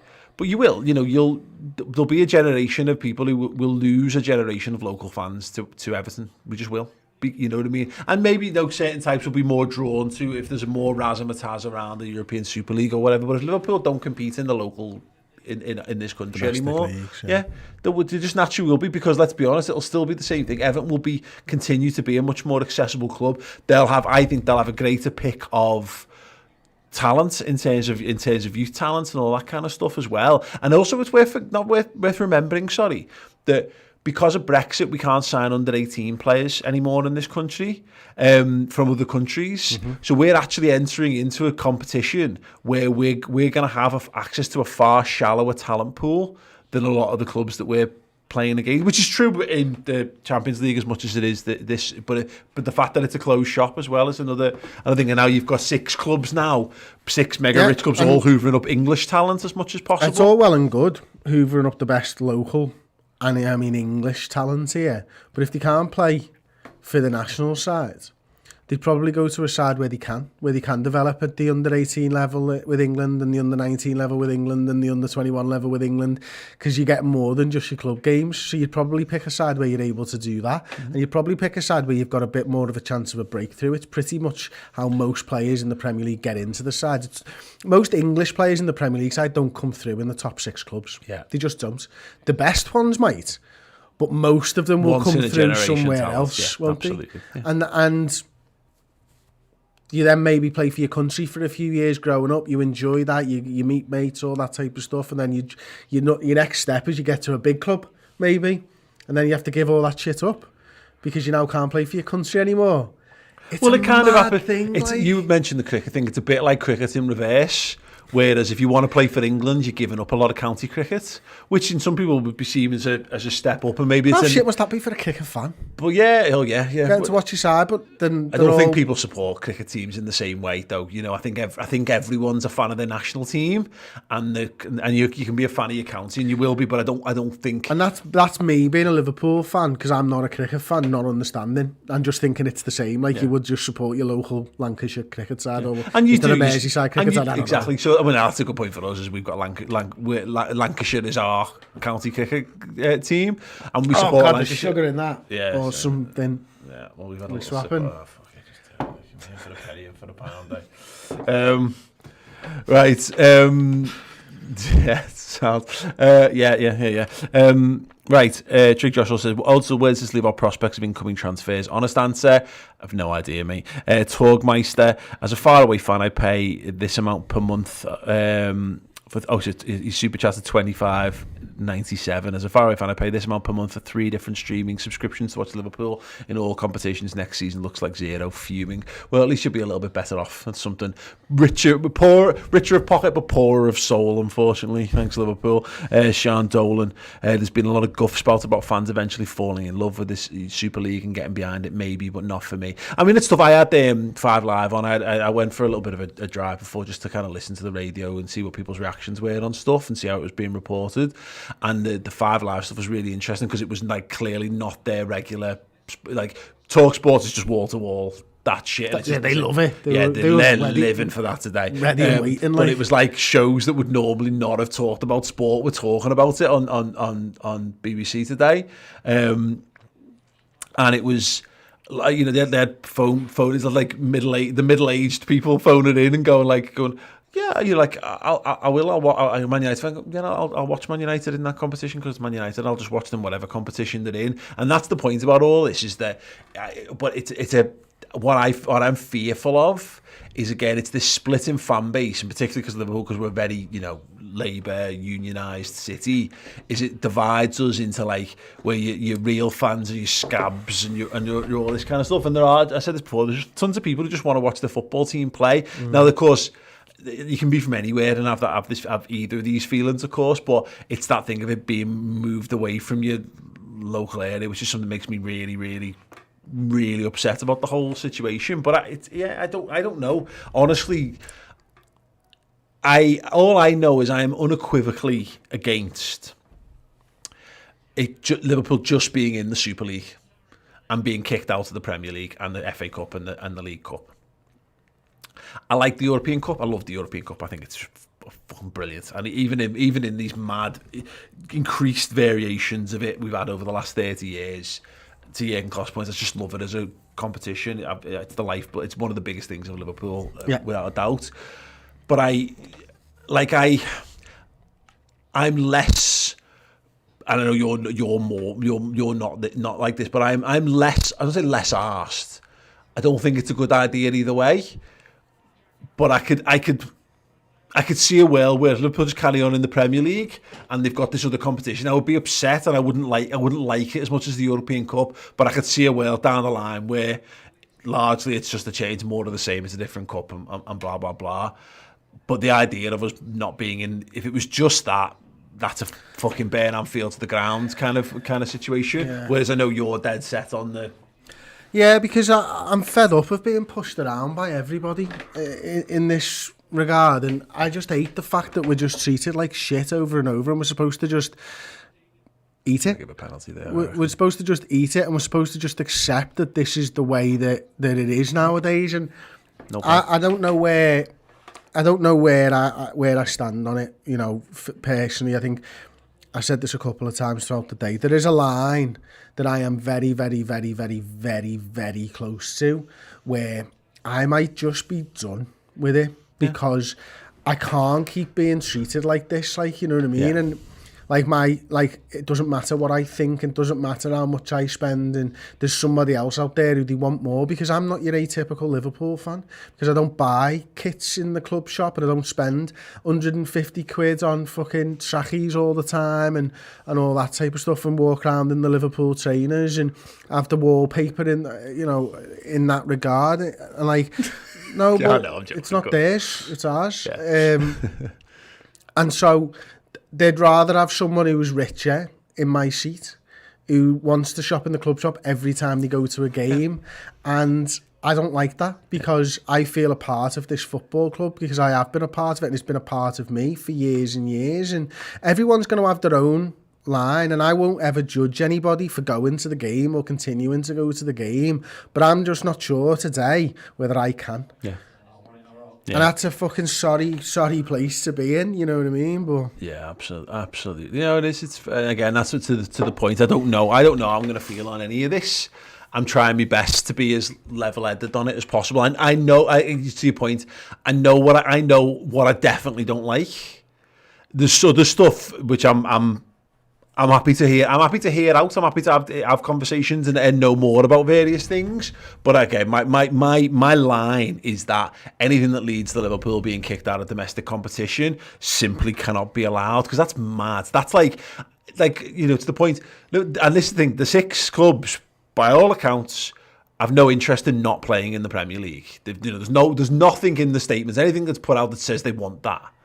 That's a bit of a narrative that's been made around this. Not enough people are having these conversations where they're saying this. It's a great point on Steve Parrish. He's like saying they don't want to break away from the 14 Premier League clubs. They want to break away from UEFA and the Champions League. But it's the whole situation's very complicated. Anyway, look, we'll fly through, because I can hear Tom's teeth gnashing in the other room that we're not getting through the super chats quick enough. But right, so Trig Josh asks, I know the Super League has kicked everyone off. Could you please concentrate on commentating the match? I'm not watching it. I'm so sorry, Josh. We will try to give you a few more updates. I know we're an hour in now, and this was probably sent about an hour ago. But sorry, but yeah, at the moment, who's that? I've forgotten what the players are. Was that Fabinho? Thiago between the defence. We've got super chats to get through. If we manage to get through them before the end of the game, we'll commentate on the closing stages of the game. It shows how long this has been. Liam Keenan, how numb did that goal feel? No reaction. Yeah, absolutely. Ewan Evans, heartbreaking to see what FSG are doing to our club. Just an idea, how about for every banner against the ESL and FSG, we should have one for Klopp and the players, show them we still support them. Exactly, and again, it's a tricky situation, because we might not be able to. I'll be honest, Ewan, we might not be able to, because it might be, sometimes you need to damage the product on the pitch to be able to impact the guys in the upper echelons. I don't like that, and I do feel for Jurgen Klopp in that regard, but I'm just saying, that we might have to. You might have to cut off a limb to save a body, you know what I mean, in this regard. So yeah, I like the notion of that. I definitely do. Patrick Evans has upgraded to Wonder Kid. Thank you so much, Patrick. That's genuinely wonderful of you. Mike Potter says this feels like the club I love has cheated on me. Yeah, that actually, I buried my head in the sand over this, to be honest, Chris, over the weekend. I didn't really engage with it on the Sunday and all the rumours and the chat, and I had a couple little entries into various WhatsApp groups. But like, I got into bed on the Sunday night, and I'd see someone had messaged me to say what's going on. It was quite like something big had happened, and that was when I saw like references to a press release. So then I went on it, and I was just floored, like totally taken aback by the notion of that thing, because it's real, you know what I mean? It's not like a prank, it's not a gag. It was on the official Liverpool website. I had a weekend away with the family and didn't really look at my phone or anything, and just switched out and had some family time and stuff. And when I came back Sunday night, I was telling you this before, I basically just went, I wonder how the scores went on this weekend, because I'd literally not even checked the scores.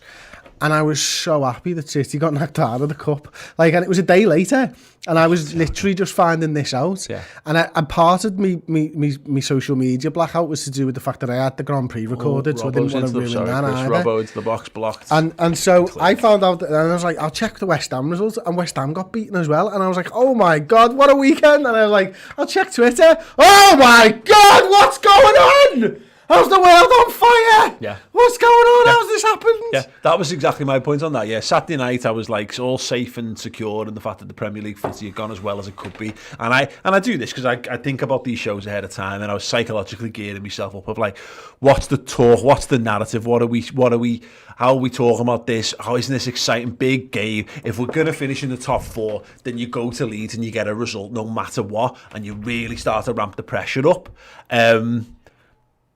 And instead, Sunday night, you know, I have been waiting 2 months to get a dentist appointment, and I've waited 2 months for my dentist appointment, and I had to cancel my dentist appointment this morning because of all this. So I said, come in and I go, oh yeah, boo-hoo me, of course, I'll live. But, you know, that was just like, I wasn't prepared to have to deal with any of this shit today. None of us were completely. I'm not even supposed to be here today. Andrew Stauffer says, regardless, I love this community. If not the Reds, up the Redmen TV. Thank you so much, Andrew. Peter R. I never really had too many problems with FSG before this announcement, but I feel the owners have lost the supporters' trust forever now. I'm the only who thinks FSG out could happen if the ESL doesn't happen. It could happen both ways, to be perfectly honest, mate. I don't know. I mean, with Liverpool, you don't fuck with Liverpool fans. Just do not fuck with Liverpool fans. And this might be one fuckery too far. That, you know, I don't know. We will take big action against this. I mean, Christ, think about the actions we took on Hicks and Gillette. You know, like it was big. It was more movement than most. A lot of fan bases rail against their owners, but very few take the kind of actions that Liverpool fans were taking. You know, in the when that came to a head. So yeah, we'll have to see. Sean Dolan, the Super League is the equivalent of taking me down for Christmas and saying, here's your new puppy, then murdering the puppy in front of me. Yeah. There you go. Enjoy. Ryan Johnson, I can't send much, you can send much. I can't send much, but my love of Redmen TV will continue whatever you do. If Liverpool bugger off, love your content, great budget, lads. Thank you, Ryan. Look, don't anyone lose any dough over us, please. Yeah, I've just seen a belter from Thilo 28 full. April 18th. This is the day that football became soccer. They shout out, mate. Yup. MP Daniels is grateful for RMTV. Will always support the channel regardless. Thanks, mate. You all say that now. Yeah. But when we have to be an AFC Liverpool fan channel, would you all jump over to whatever? I mean, I love the lads at AFC, but I couldn't even tell you what league they're in at this point. Croc MC. There's still be no more windy nights in fucking Stoke on a Monday, mate. Yeah, it's all down at windy nights in Crosby. I will miss them. Yeah. Windy nights in Crosby and Prescott. Sad. At least we'll have to travel as far to watch games. It's all in I think it's a Northern League, so it's just, don't have to go as far afield. I've even worse. Croc MC feels bad that FSG screwed Klopp leaving him to that pre-match interview. At least he stuck to his guns, though, unlike that wet white Tuchel. I trust the club will make the right decision. My arse. Think Josh, when FSG took over Liverpool, did they sign any contractual documentation which prevents them from actions which devalue the club or acted in the contravention of the club's best interest? Well, as pointed out, Josh, Man United's share price went up by 180 million since the announcement of this. I know Liverpool aren't a public limited company, so they're not. Oh, great save, Alisson Becker. That is unbelievable. Down with his foot out to his left. So Liverpool's value, could go one way or the other. What might be is that presumably there'll be things in place with the Premier League and with the sponsors and all this, because someone actually asked the question, I might have missed that one, about if Nike and the sponsors sack off. Let me see if I can find it. I have managed to miss that one. Oh yeah, it was Nike, wasn't it? Actually said, do you think if Standard Chartered, Nike, Expedia, etc. threaten to terminate sponsorship, FSG might backtrack? They pay so much money, I bet they knew before Klopp. Yeah. And the eyes of the world are going to be on this, because this isn't about 300,000 fans who live in Liverpool. It's more than that, you know what I mean? And I can understand how, and fans from around the world, this may be a better product for them. Yeah. I can understand that, I really can. And as I say, I'm a fucking hypocrite. Well, we said no one wanted to pay £15 to watch, pick your two teams, Bournemouth versus Burnley last season.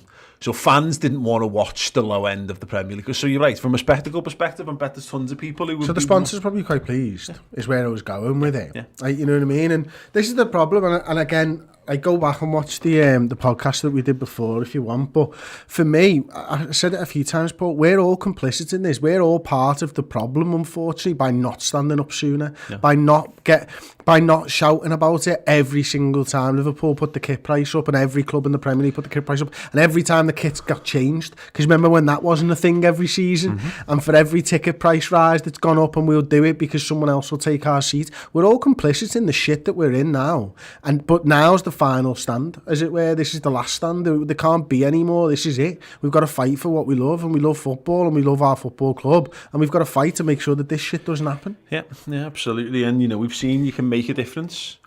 You can, of course you can. And if you can't, what's the point? Yeah, it's true. Right, Kieran North says, I'll stand with you lads, whatever happens next. Sickens me that FSG are willing to risk the future success of this talented squad, given how hard they've worked to get here. Absolutely. And again, it boils down to it. It's mad. And it speaks to the fact that they're clearly so bought into their plan. If it's not it doesn't seem now like it's just posturing, because they're not going dipped the toe in. They've gone 23 years, exactly, Paul. This isn't dipping a toe in to see the fucking how warm the water is. If they've committed to a bargaining position, then fuck me. This is the most intense game of chicken I've ever seen in my entire life. This is like playing chicken on a fucking roller coaster. Yeah, there's lots of twists and turns, but there's no literal left or right turns. If you're on the track facing towards each other, you're going to collide. So yeah, very, very mad one indeed. But thank you so much. Thanks so much, Kieran. Yeah, mad. We'll get to the byline. Salah is on for Sadio Mane, by the way. Talking football, Bill Shankly and Bob Paisley will be turning in their graves with what's going on. Absolutely, mate. Jordan Robinson says, you deserve all the best. I love you all. You'll never walk alone, lads. Thank you, Jordan. Scott Hawkes, to say they're going to talk to us about how to do it right is like saying they're going to kill your gran and ask what knife do you want to use. Can't stand UEFA, but the solution isn't being more UEFA than them. That's a really fucking good point. We hate how these group of people have got too much power and control, so we're going to have all the power and control as well. We just become, to all the other clubs who aren't us, UEFA, the gatekeepers to all the money. You can't get in. You can't get in. There's no competition. This is it forever and ever and ever in perpetuity. There's just no going back from this. No, UEFA, that is the thing on UEFA. And it's not a perfect analogy in this. They're corrupt as fuck. But at least they have a competition. They're technically opening more places up to people to play in Europe. Now, in doing so, they devalue the value of European competition every time they add more teams to a competition, every time they add a new competition along the way. And and every time they had a new round and all that But shite. if And have a new UEFA, variation on the sorry, music. Paul, if UEFA just decided to not revamp the Champions League, not throw extra matches, and just throw a third tier, no one will be asked. That's good for a lot of teams in Europe. I can see the benefit of that to a lot of teams in Europe. It's the fact that they've added 100 matches to the Champions League and they fucked around with it. Well, as it's like they're almost funding this Conference League with that, which you might say, well, cool, it's more money for those other European clubs. It means that all of a sudden the 7th, 8th and 8th clubs in leagues, top leagues, and probably maybe the second or thirds in other mid-tier leagues, etc., are getting European football. So there might be a benefit to it. But the point on all this is, like, again, everyone's bought into their own thing. And it's a bit like the Arsenal fan TV thing. How people look at them and go, they just do all these rants, and people go, "Oh, Arsenal fan TV, just do it because it makes money for them." And the point is that whether they do or do not, Robbie and Arsenal Fan TV are actually 100% bought into their notion of they're just giving fans voices. But that's the thing about it all. If you choose to look at it from whatever perspective, it's everyone self-serves. Everyone has self-serving interest, and UEFA are bought in. UEFA are just about PRing it so they can look decent. The problem is what we haven't got right now is that the Super League clubs are doing no PR on this whatsoever, which is a bit worrying in and of itself. Well, it's mad. It's fucking mad. Why aren't you think where's they'd be on the charm offensive? offensive? Yeah, you would, and it's a great chat. Paul, slightly off topic now, but Sam_6_LFC, you're going to be 61 when this new Super League will end. Telling me kids and me grandkids, we're going back into the league. We've sweated out. We're going back to face Everton. Yes. Remember Everton? Yeah. Oh God, yeah. They may have won 40 titles now. DBX says, I'm behind the players. That won't change. End of. Oh, they're in. They've lobbed the keeper. They've hit the bar. Leeds so close to leveling the score. Kabak dribbling like mad down the pitch. Big slide and tackle. Very well placed as well. And Leeds continue to press forward. Liverpool clinging on. Jordan Robertson. We should make a fans union, a literal FU to them. Yeah, I mean, oh Christ. I like the FU fans union. Nice. Yeah. There should be an overall. I mean, again, it's like there's just something more. Gary Neville talked about like an independent body that that regulates things a bit better is definitely something. Omendra Manra, no matter what, I will always have love for you guys. If things go to shit, maybe you guys can bring back the sketches and we get to see your acting skills. Yeah, 100%. We're becoming Liverpool champ manager players in the past full time if we've got no actual Liverpool football games to commentate on. Hope everyone joins us. Ryan Rogers. Off FSG, you don't know our LFC. We were here before you and we were here after too. Can't say F word in a super chat, but you know what I meant. Yeah, absolutely. Charlie the Red. Football has handed down the generations. Where will these future fans come from? Yeah, it is an interesting thing, isn't it? What a ball that is from Trent Alexander-Arnold.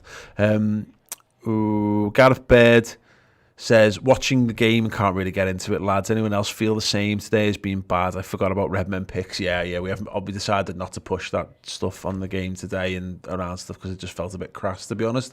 Just to point out about all this is that, again, this is another one of these situations and it's the knock-on effects. And look, we are a very small drop in all of this, and to say complaint is only from a very personal nature on this, but it's mad, like, that these fucking billionaires have gone and made these decisions, and it's they're in. Is that the equaliser? Alisson Becker makes a save. Well done, Alisson. What a save again. It's keeping Liverpool in this largely pointless tie, potentially meaningless, completely meaningless, but still means something to the players. Leeds coming forward, free in the box. Fucking ages. Actually Fabinho, wasn't it, sliding in? Alisson's made two absolutely brilliant. He does make the save, but it's in the chest. He's made three outstanding saves. Nice. Yeah. But yeah, to the point. Yeah, we are now really uncomfortable in a lot of the things that we do because of this fucking world that Liverpool as owners and all the other the 12 owners have made for us. So thanks for that, you fucking colossal gang of pricks. Liverpool coming forward. Can they kill this game off on the counter-attack? No, that's terrible ball from Andy Robertson. Just ran out of steam.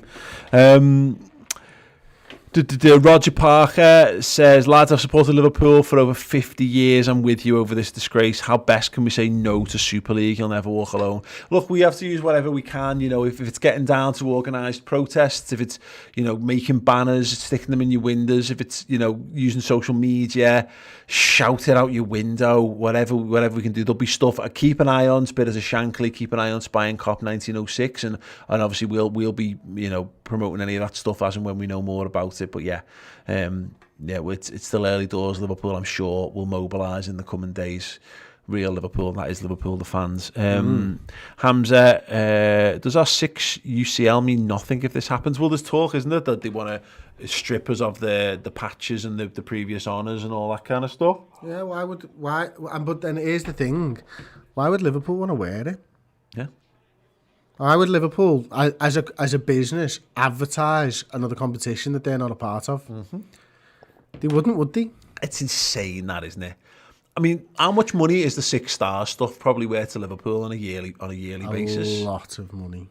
A lot of money. But it pales into insignificance to 350 million a year when our turnover's 500, with everything that we do, commercial deals, you know, Salah's in here. Premier League stuff. Shot, blocked wide. Champions League, every commercial deal we've ever done, every fella through the door, every club shop around the world, the kit deals, everything else, 500 million one season. In here, 350 million. So you're probably looking at making 700 odd. Is this again? Oh, it's the same one. You're probably looking at 800 million, 900 million turnover, nearly doubling. Probably what at least probably just adding 350 million on top or something, aren't you? Yeah. So it's madness. Yeah, Michael Hall, love you guys and your work, sending this in solidarity no matter what happens. You've got my support. Thank you, Michael. And good luck with the new series of Dexter. Is that his name? It doesn't matter. Josh Henry 99. Love all the content, guys. Have done for years from Northern Ireland. Oh, chance. Jota flicked in. Punch. Great save by the goalkeeper, punching over the bar. Mess up in the first place. I have done for years from Northern Ireland. Might have to start watching the Irish League, lol. Yeah, definitely get behind Sligo Rovers. Cliftonville. Or whatever, no idea. Limerick, are they in there? I don't know. Jamie Mellon, Florentino Perez just said he wants to transfer UCL trophies over to the Super League. I bet he does, yeah, because he's got 13 of them. E.g., we have 6 Super League titles now. Thoughts? So we get to keep our 6 stars. Oh, it's genuinely like he's not thought about it. He's gone, yeah, you can go, but you don't. It's like my kids, and you go, oh, I'm full, I don't want to finish my dinner. And I go, okay, you're done. Chocolate ice cream! Yeah, you're done. Can't have any treats, though. Oh.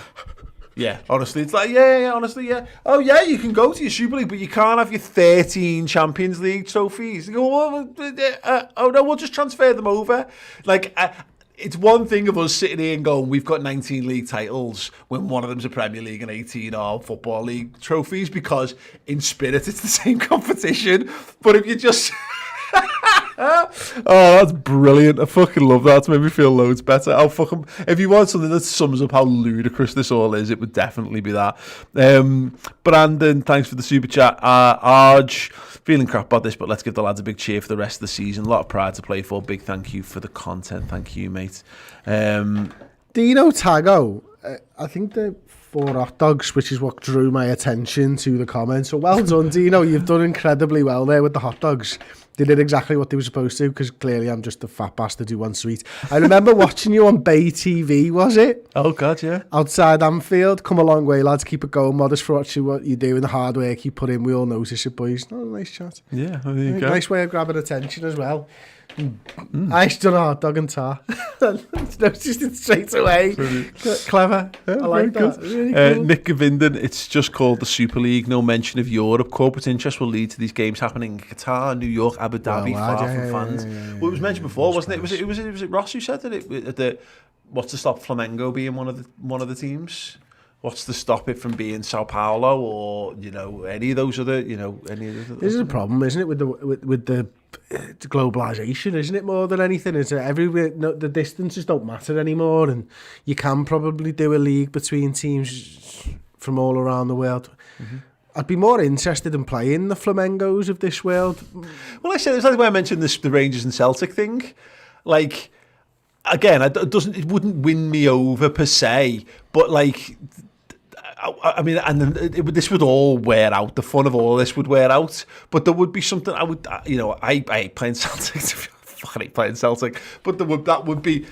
There's nothing exciting about that what they've presented there. There's nothing that makes you go, ooh, because like you get to play them. If you're good and you get in the Champions League, you play all them teams anyway, and also you play loads of other ones, so you get to go to Shakhtar Donetsk, maybe only the once, and maybe that's fine. Do you know what I mean? I don't really want to go back to Red Star again. I won't go back to Red Star. I had an horrific time there. But, the notion of being able to do some random aways, whereas, it would be a bit, But then again, also, we all like to go on holidays to the same places over and over again. Like, people like the familiarity of revisiting. So maybe we're all neglecting that. Maybe if we only have the same aways every single season forever, maybe we'd actually all quite enjoy. We get to stay in the same hotel. You can relive every single game, every single time you play that game. I'd relive everything about the Barcelona away when we lost 3-0, apart from the defeat, because what a great day that was. Oh, what a great day that was indeed. Hank Woodard with the 9.99. Thank you, Hank. Says, I'm an American fan with You'll Never Walk Alone tattooed across my knuckles. He's YNWA, because that would have been a bit of a squeeze. Should I black them out or just cut off my hand? In all seriousness, thank you guys for doing what you do. Yeah, look. The good thing is that it's a nice. It remains a nice notion, and also it means you could also support Sunderland. The Celtics sing it. And Dortmund, at the very least, you've got a selection of teams that you could support if you really wanted to as well.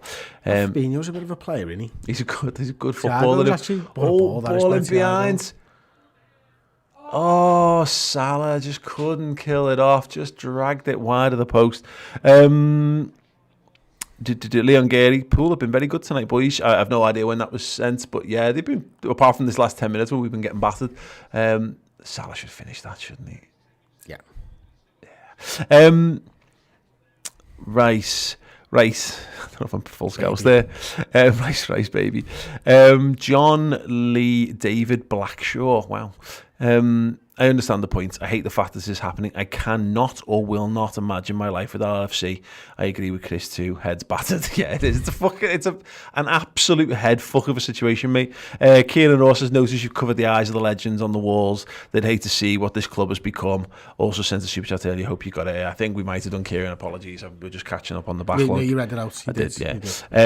Jack Richardson, as Chris said, the weekend results were perfect for us. Then the announcement of the Super League has been like a mid-season cliffhanger. Fade to credits. Ahmed Mohammed, don't you think in a few years, once everything settles, we will all forget about the Rays and just get back to enjoying football? Yeah, well, look, again, it's just that we can all. I'll give you a great example.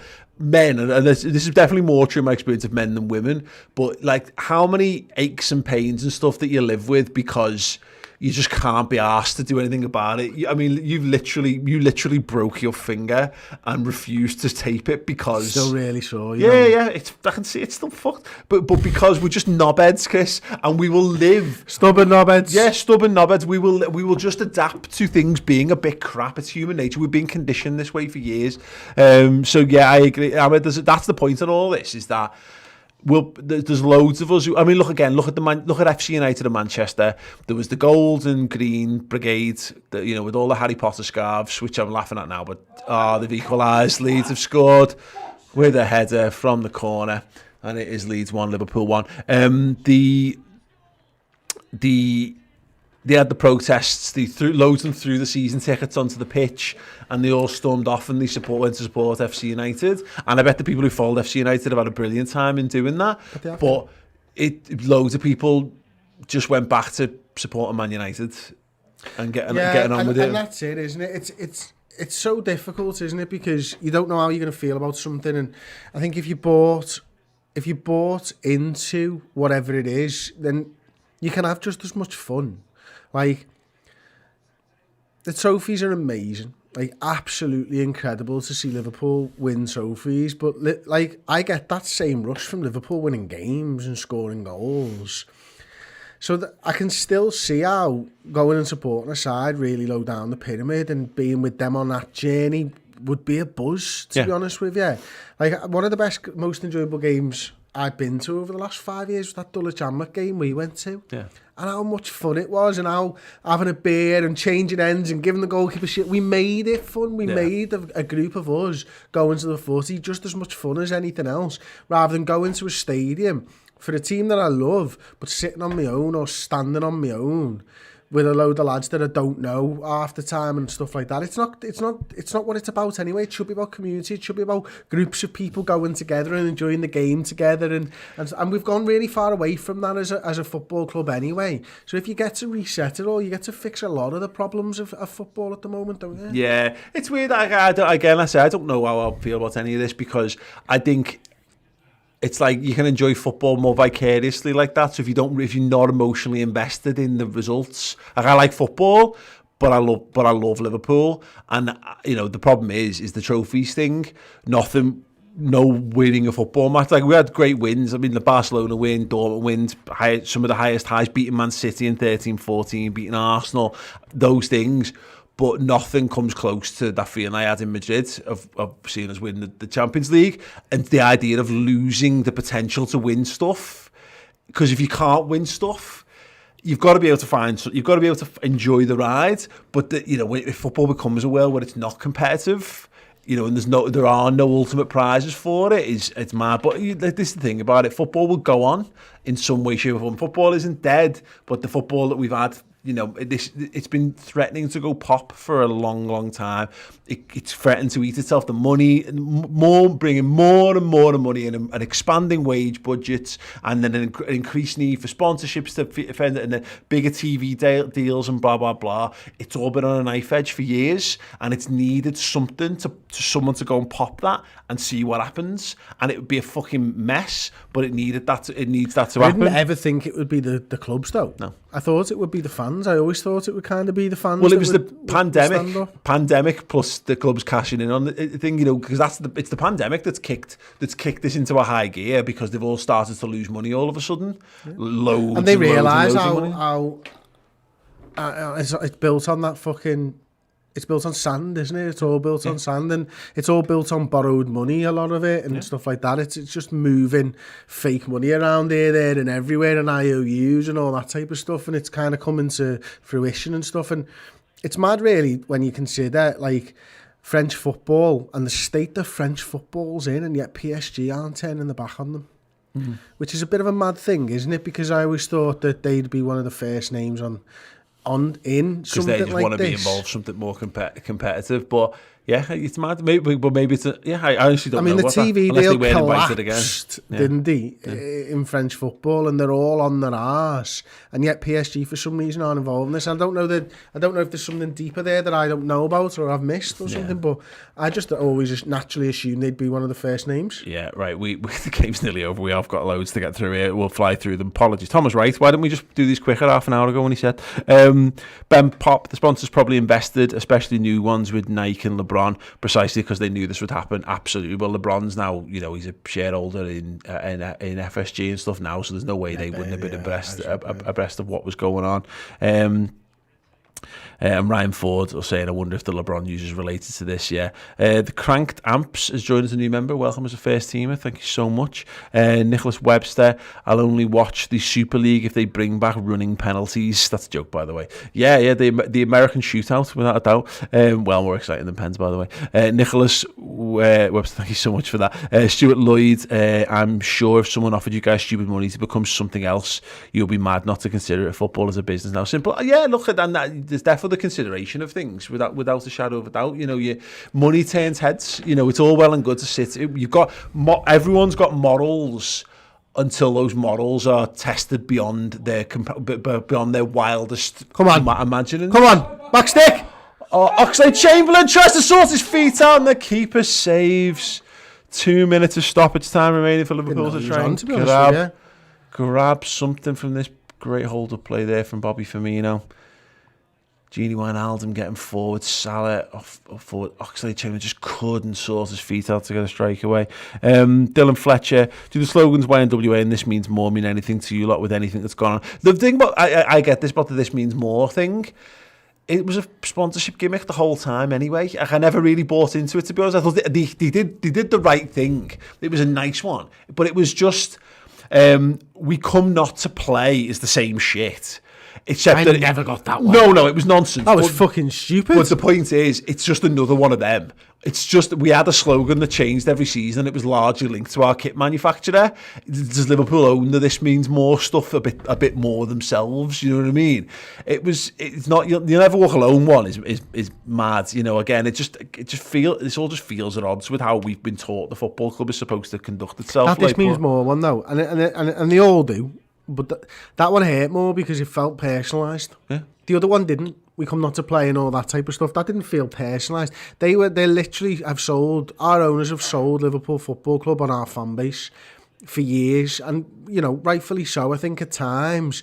But you can't have it both ways. You can't sell it on the fan base and disenfranchise the fan base at the same time, which is exactly what they're doing. Oh, yeah. Didn't mean more. The fucking slogan meant more to your bank balance. And it improved your bank balance, and that's all it was. And now people see you for what you are, which is a fucking charlatan trying to get more money out of customers around the world. Yeah. Well done, absolutely. you've exposed yourselves. Absolutely. Jack Richardson, UEFA telling us we might be stripped of our patches, etc. It sounds like when Mo took home his favourite record out of the jukebox. It does indeed. Liam Tetty, considering FSG own both a baseball team and a football club, they still couldn't find the balls to put their names to the official club announcement. Yeah. Bet B, 30 years of Liverpool, generations of Liverpool and the family. Never have I watched the game and cared as little. Burn it all and rebuild.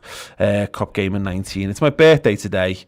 English European Super League can F off. LFC, not LFSG. Wow. Yeah, there you go. 1-1 Liverpool with Leeds. Liverpool giving up on an opportunity to get in the sort of top four. We don't know what that means anymore. See the disappointment in Jurgen Klopp's face there. He's got a lot to contend with. One of those things that's easier to face down when you know that you're at least doing what you can do on the football pitch. But yeah, disappointing for Liverpool. He just couldn't kind of cling on there at the latter stages of that game. Josh Hunter says, I've read PSG's non-involvement is due to being Qatar owned, and given their involvement with the World Cup, they don't want to jeopardise anything. There you go. And there it that is. Makes sense. Yeah, and yeah, there well it is. done. Oh my God. Yeah. So have we confirmed champions something status next season yet? No idea. We're in. Are we in? Out. Shake it all about. Wow. Yeah. Mad. Has anything happened over the course of this 90 minutes? Have they hounded out a statement and hidden a statement online while we've all been watching now? Almost. Boston got involved at certainly. all? Anyone? Shock. Absolutely no. Right. Yeah.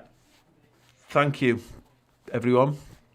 I don't really know what to do or what to say. I mean, again, in some regards, it's probably in some regards it's good that Liverpool haven't won. In other regards, it's good that they haven't. None of us know what it means. What it means for right now in terms of the league table is Liverpool sits sixth, 2 points behind now West Ham United in fourth. An opportunity to get above them on goal difference has just been passed up. I can't even bring myself to get. If I stop to think about this, it's too much sadness for me to need in my life to think about what this might mean in terms of the football. The Liverpool's owners, the owners of the other 5 English breakaway clubs and the other 6 on the continent as well, have done this to us.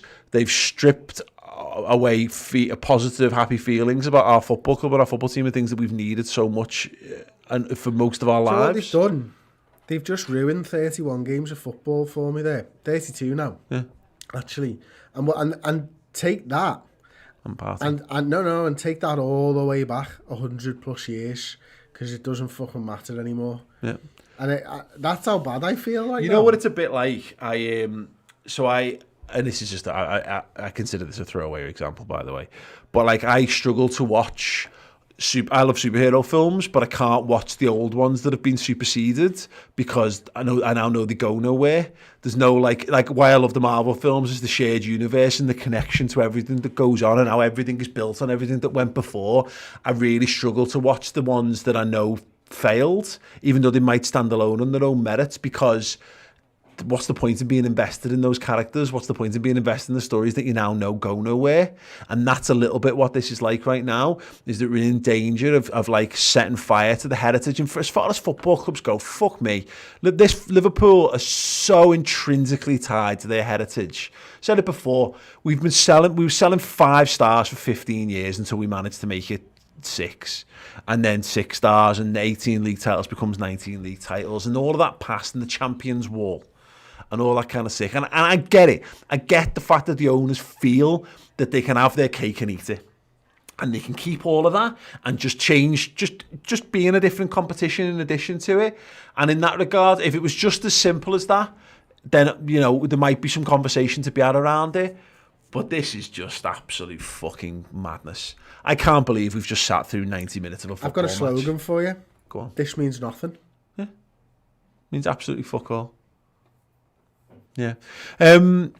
Right. Thank you guys. And Gino Day saying to everyone at Redmen TV, I will always support you no matter what. Thank you guys for everyone who's watched us tonight. I know we haven't covered the game in the way we would normally do. I don't really know what we're going to do for Newcastle at the weekend. There's a few days for us to figure out, and obviously hopefully some things move in a positive direction for it. Let us know what you'd like us to do for the game, to be honest. Because look, again, it sounds that, but we've got responsibilities to you guys, to the people who are employed by us, to our families, to the legacy of what we've built up over the years and stuff. So it's a very awkward situation to be in right now at Redmen TV, where we're not used to supporting the baddies. We're not used to, you know, having to show any sort of allegiance with this, particularly the way it's being handled. It's being handled as a joke by it's mad. Just a couple of super chats before we get off. John Morris says, Florentino Perez has said that if players from the Super League can't play in the Qatar World Cup, then he'll start his own World Cup. What a disgrace. God. Bart Vikings 23 says, players will back ESL. They don't make enough money in their view. In other sports, players make 30 to 50 million salaries. Top EPL salaries around 250k a week. 30 million a year. Money talks. Yeah, again, there's so much to happen here. I hope that Liverpool owners see some sense, and that's all we've got at this point. Hope plus fight. And we'll do everything we can. We'll do everything in our power. If you guys just do as much or as little as you feel comfortable with, but know that we can make a positive impact. If everyone stands together, we have a chance of altering the reality that we're about to enter into. Yeah, leg them all. Yeah. Leg them all out of football, because we don't need them. Yeah. Absolutely. Look, if you want more chat on this, we've just done another hour and a half on it. We did a podcast earlier on. We're going to try our best to rally the fans of the other 6 football clubs tomorrow to have a big conversation. More on that to follow. So make sure you subscribe to the YouTube channel and click the notification bell. We'll push that when we know a little bit more if it's possible. But we're hoping to have something tomorrow afternoon for you guys to kind of expand this debate a little bit more. And yeah, look, I've said it before. We're in an awkward position here. Really, really awkward. I don't know quite how we're going to fit in what we need to do, and you know what we're doing. We have a responsibility to our subscribers. You know, we have a responsibility to. Sounds daft, but to sponsors and all these kind of things who support the channel. But yeah, if you do want to support what we do, then thank you so much. Yeah, you know, super chats I can't put into words how much I appreciate every one of you guys. Not just the super chatters, but everyone's just turned up, and who's dropped a like and just whoever shares the content, just turn up and being eyes on what we do is massive to us. If you do want to support what we do, then yeah, please do. It is the redmentv.com. We've got the memberships over on here and those super chats, but we sign up on there. We've got a whole suite of content from when Liverpool were good and when our history mattered. Documentaries, interviews, features, and extra bonus content and videos as well. And Dujard with a super chat here saying, don't really have a comment, just think the good guys deserve this more than the owners. Thanks, mate. Yeah, I've got one from Paramendis as well. Much love, Paul and Chris. You guys are handling this perfectly. You'll never walk alone. Thank you so much, mate. Massively appreciate that. And the Red Guy 8, one of the darkest days in our history. Yep, it is indeed. Right. Great. It is what it is. hopefully there's more positive stories to cover in the days and weeks to come. Rest assured, we will be here. We are with you, in it with you guys. We're all Liverpool fans in here, and we're all going to try and stand shoulder to shoulder, even socially distanced in this mad world that we all inhabit at the moment. So yeah, we're going nowhere. Hopefully you guys will stick with us throughout this as well. And yeah, when we have more, we will be back broadcasting both here and on the redmentv.com. So thank you so much. Have the best evening you can, have the best week you can, and yeah, we'll see you all very soon. Ta-ra.